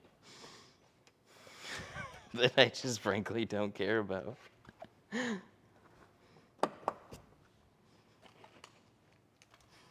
you know what I care about? I care if it works for me or not. Is the car gonna get me somewhere? Sure. Does it look cool? Yep. All right, cool. Sounds good. If it doesn't make sense for the job, then it doesn't make sense for why I would buy it. But I'm not gonna then discredit it because it doesn't fit my use case.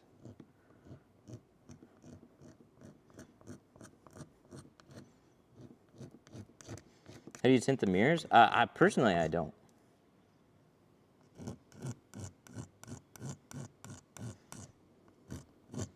But same way that you would do anything else. You'd get a template for it and you could tint it. Cut out a template and then...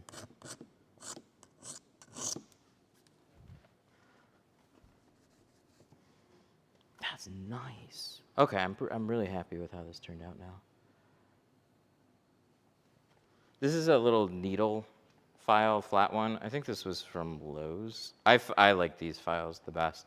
The wider ones obviously make sense for doing more surface area, but when you're trying to get into tighter corners and stuff, you can do it super easily with one of these. Really good overall. I like how those doors touched up. So I'm gonna wipe this off, quarter windows. This will be Make sure the windshield's all wiped down too. Make sure that's put back, and then we'll be all set.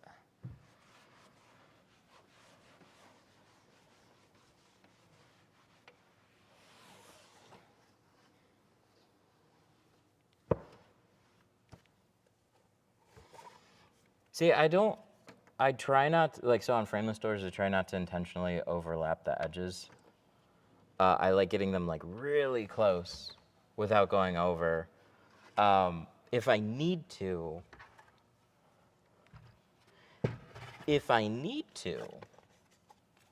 I try and file them. That doesn't always work out super well, but sometimes I'm just impatient about it. I need to leave the film to sit on the window to dry some, and then file it or trim it. It works out better that way, but my brain always says like, oh, I gotta fix that immediately before I move on to the next window, and that's where I run into a lot of little fuck-ups. But it's not really something that I've ever wanted to do consistently. I'd like to be better at it, but ta-da! And that's how we put it back in. You just give it some light boops. Good as new.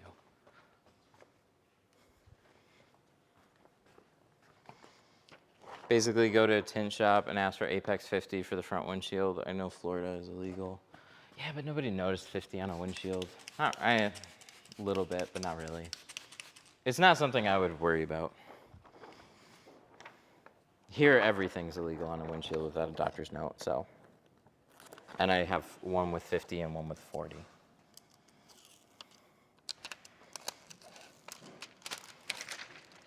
So it's not that you can't randomly get a ticket for it.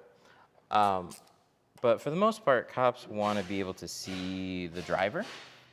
And if you do anything fun, that's where you get hassled.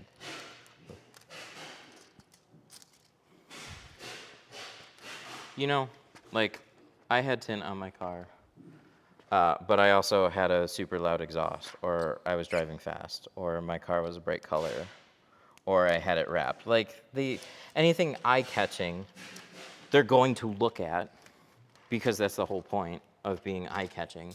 And then now they're like, oh, well, that's not legal. But if you're just a little fish that blends in with all the other fishes swimming through traffic, then, you know, you're way less likely to get hassled because they don't fucking notice you.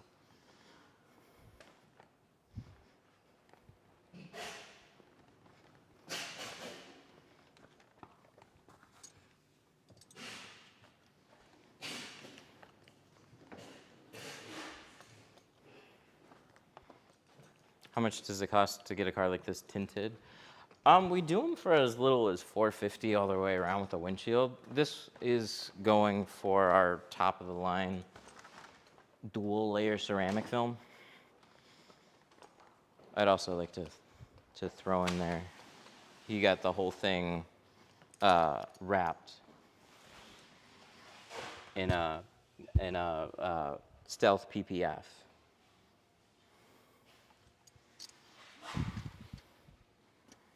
And that was $6,000, so, you know, some people just are going to spend a little more money on their cars. The tint shop, I tried to get 5%, said, no, we don't do it. Did that stop you?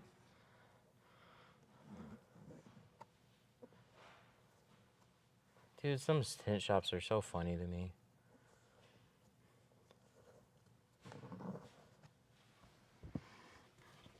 I get limits, okay? I'm not trying to say that's dumb, but just like to outright, no, we just don't do it. Were you trying to get it on a windshield by chance, or were you just trying to get some 5%? You drive here, I'll give you some 5%.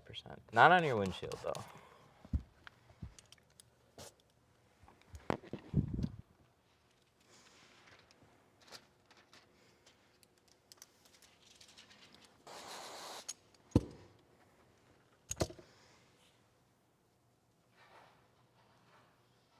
You just haven't looked since. Well, I bet you that your second phone call you'll have a lot more luck with.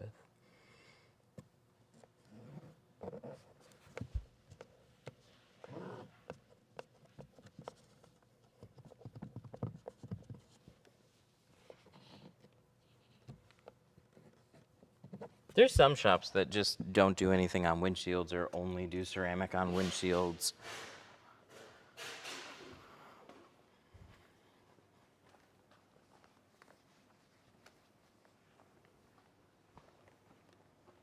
Or only do 70% on windshields. And sometimes, dude, I get super out of touch with that because I'll see a post, and then next thing you know, everybody will be on a complete polar opposite side. I'm like, wait, what? The last one that I felt out of touch with was shitty top edges. A plotter cut a wavy gap at the top, and there were so many tinners that chimed in and said, yeah, that's fine. And I was like, excuse me?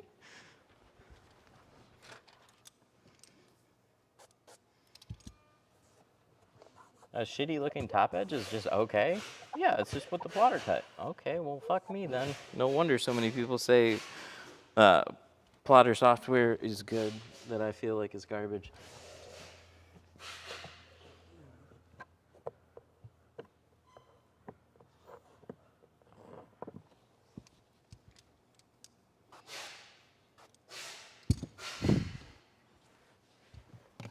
This is what I need.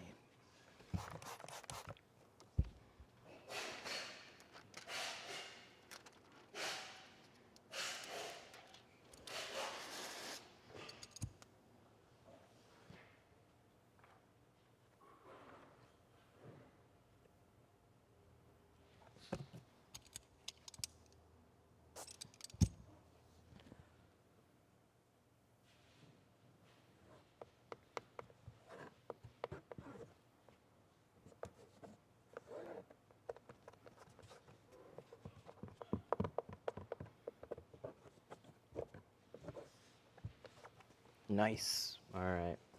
Now I won't feel like a dummy when I deliver this. And almost forgot the quarter windows.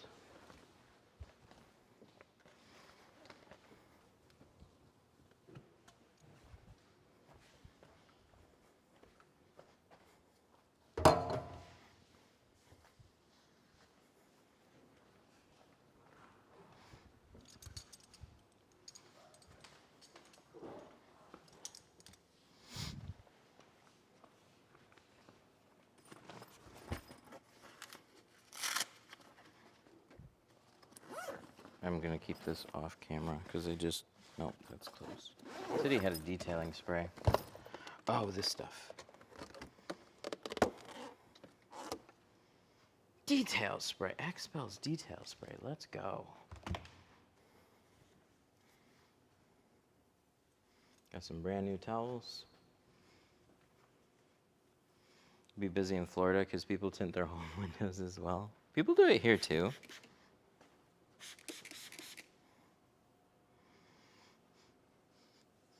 Oh, it smells nice too.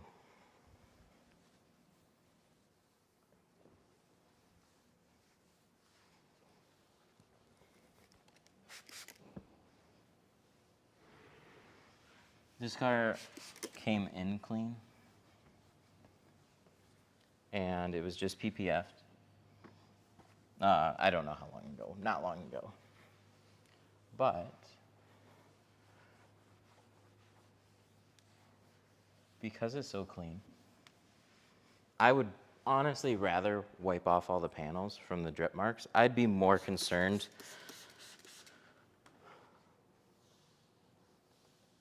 that a slip solution, like if it was on a vinyl or something, might leave something that couldn't be wiped off.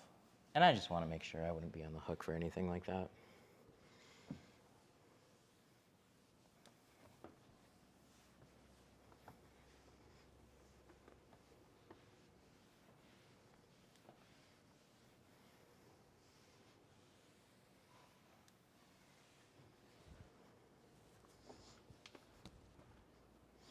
This stuff legitimately smells nice.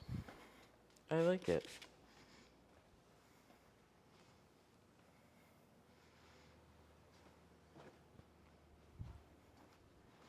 Most shops here are going 5, you have to pay cash and give no warranty. So it depends on the state you're in. That's way more likely to happen in a state like Texas, where a shop can get, oh, I should say that. I forgot about some of those. So Texas wants to know what shops are actually installing.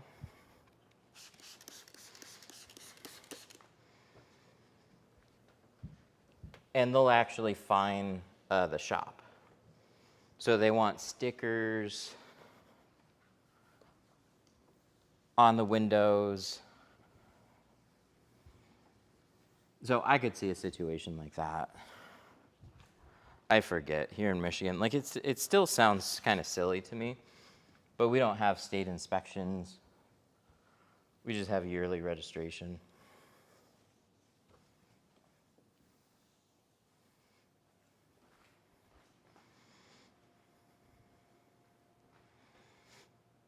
Oh, it smells good.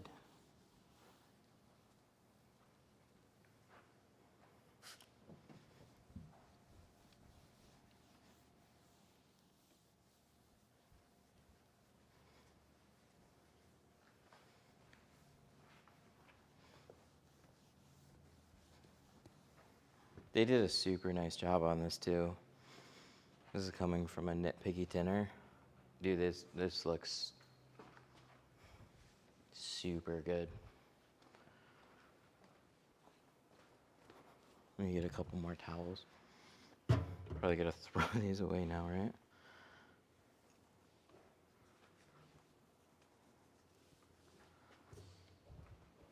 What's the least favorite car to tint? It always goes back to old stuff.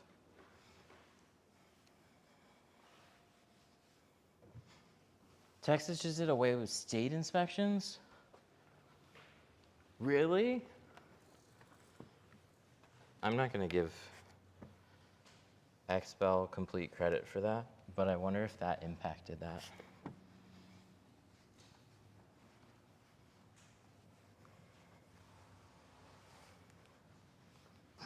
Because part of the, oops, because part of the process when you're leasing or buying a Tesla is like they show you XPEL. Like get film at a local XPEL dealer or paint protection film.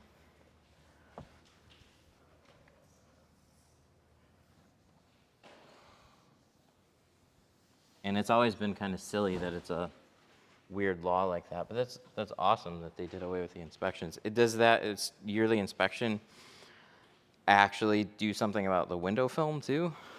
Or it's just like, oh, I don't have to go get my car inspected anymore?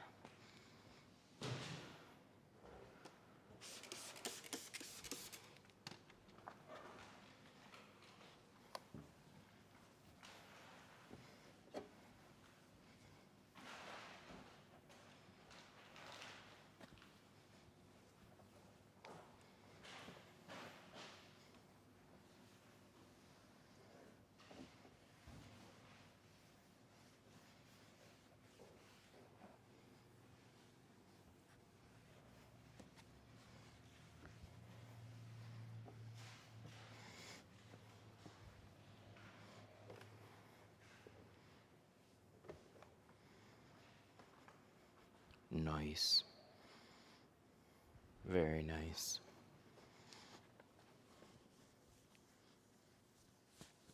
Okay, I'll be able to sleep better. Oh, I still should do around that hatch area too. Let me do that.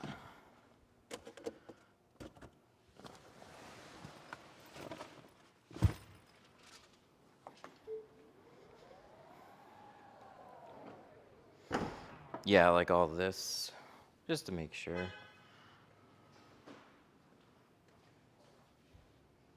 Where did I put the bottle? Here's the bottle.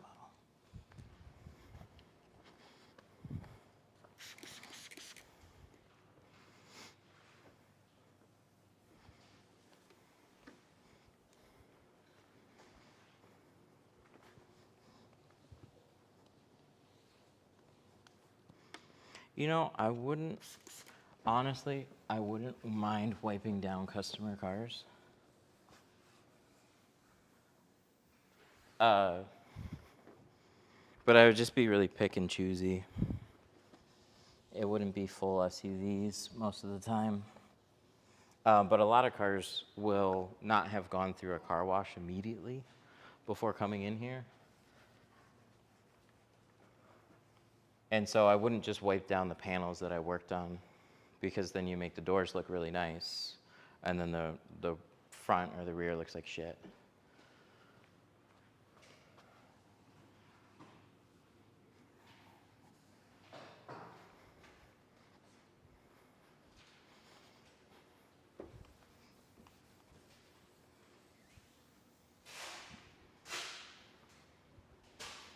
Looks good.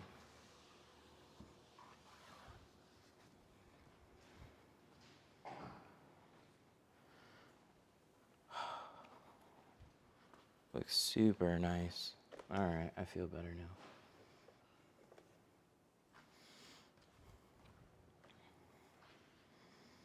No more drips. She looks really clean. Didn't leave anything on the PPF. Also, that kind of stuff is a little new.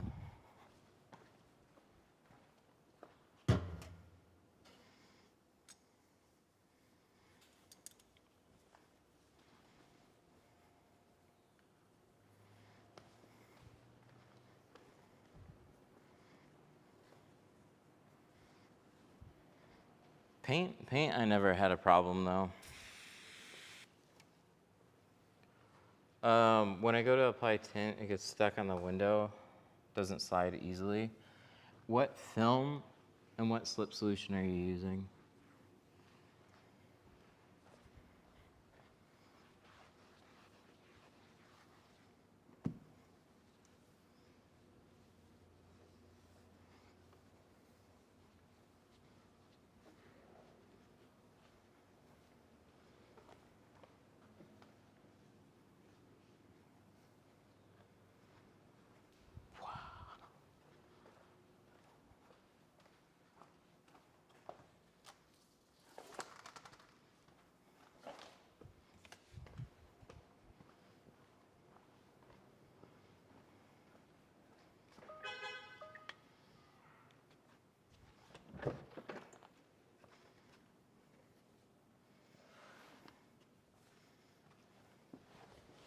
Carbon from Rock Rose.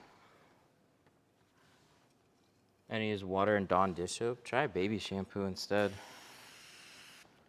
I haven't used Rock Rose. I didn't know it was sticky.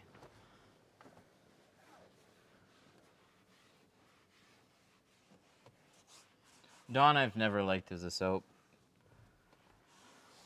Dish soaps aren't recommended for window film either. Anything that can potentially break down the adhesive, so a dish soap has detergents in it. Baby shampoos are really mild.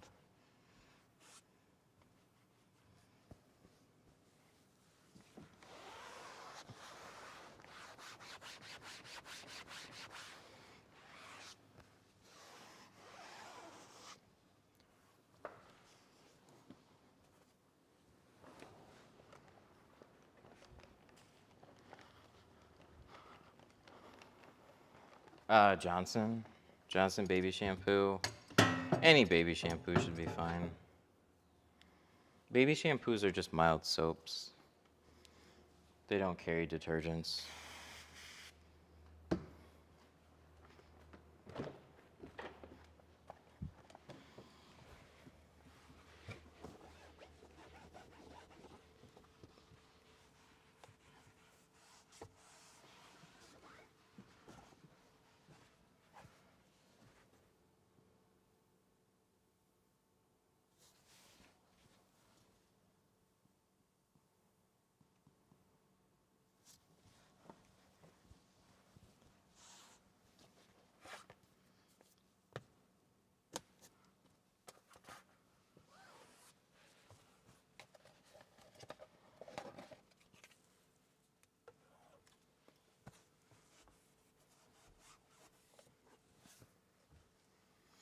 I don't know what it is with window films.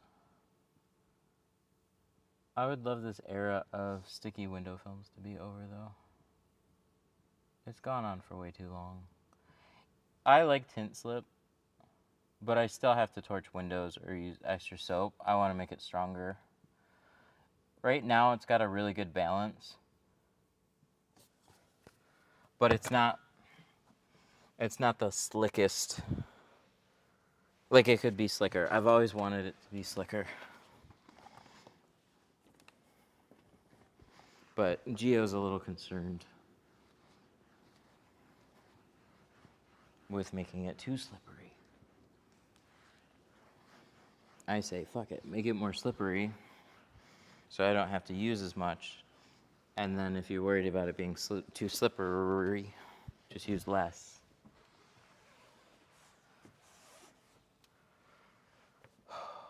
Looks really good.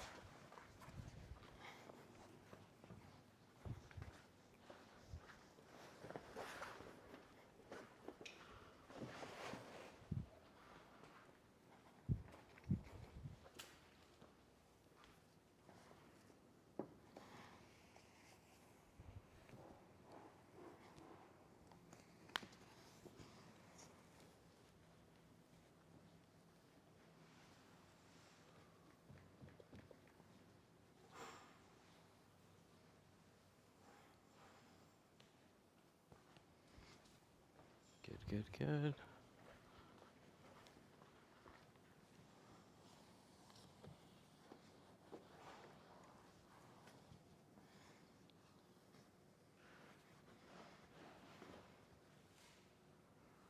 Wow. Wow.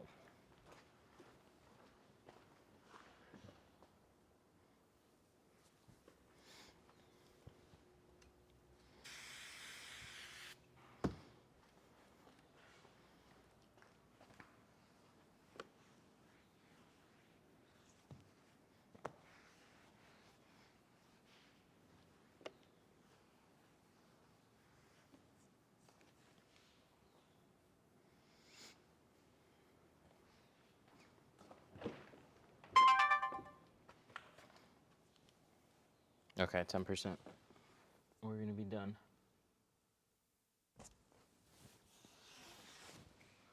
Alrighty, dudes. That's gonna wrap up the Tesla for today. Thank you for hanging out. If you have any last minute questions, let me know. Just finishing wiping this all down.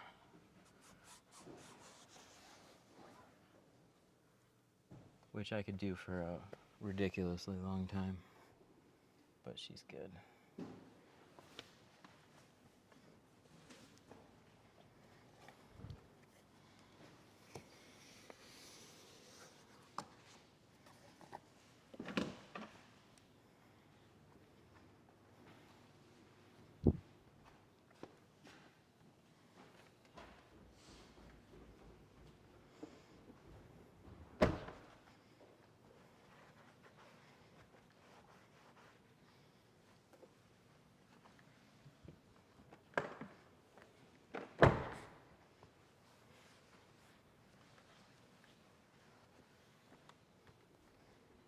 Wow. Oh yeah, that's nice. Really, really good on that. Okay, I'm gonna give him back his detailing spray.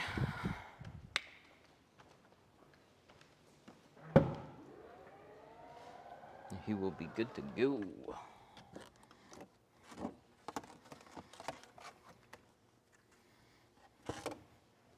Oh, plushy ass Expel towel. Towel's okay. I like the spray. I don't have a lot to compare it to on detailing sprays, though. It smells nice, though. It did a good job.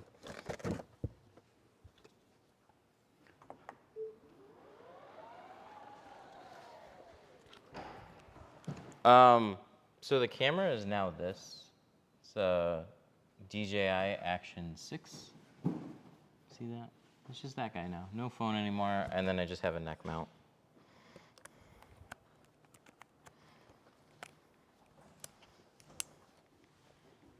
That streams to a Mac Mini, and then I stream to both YouTube and TikTok.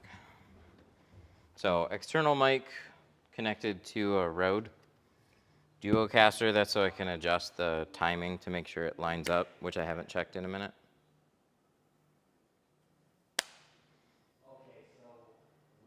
Oh, wow, that's way off now.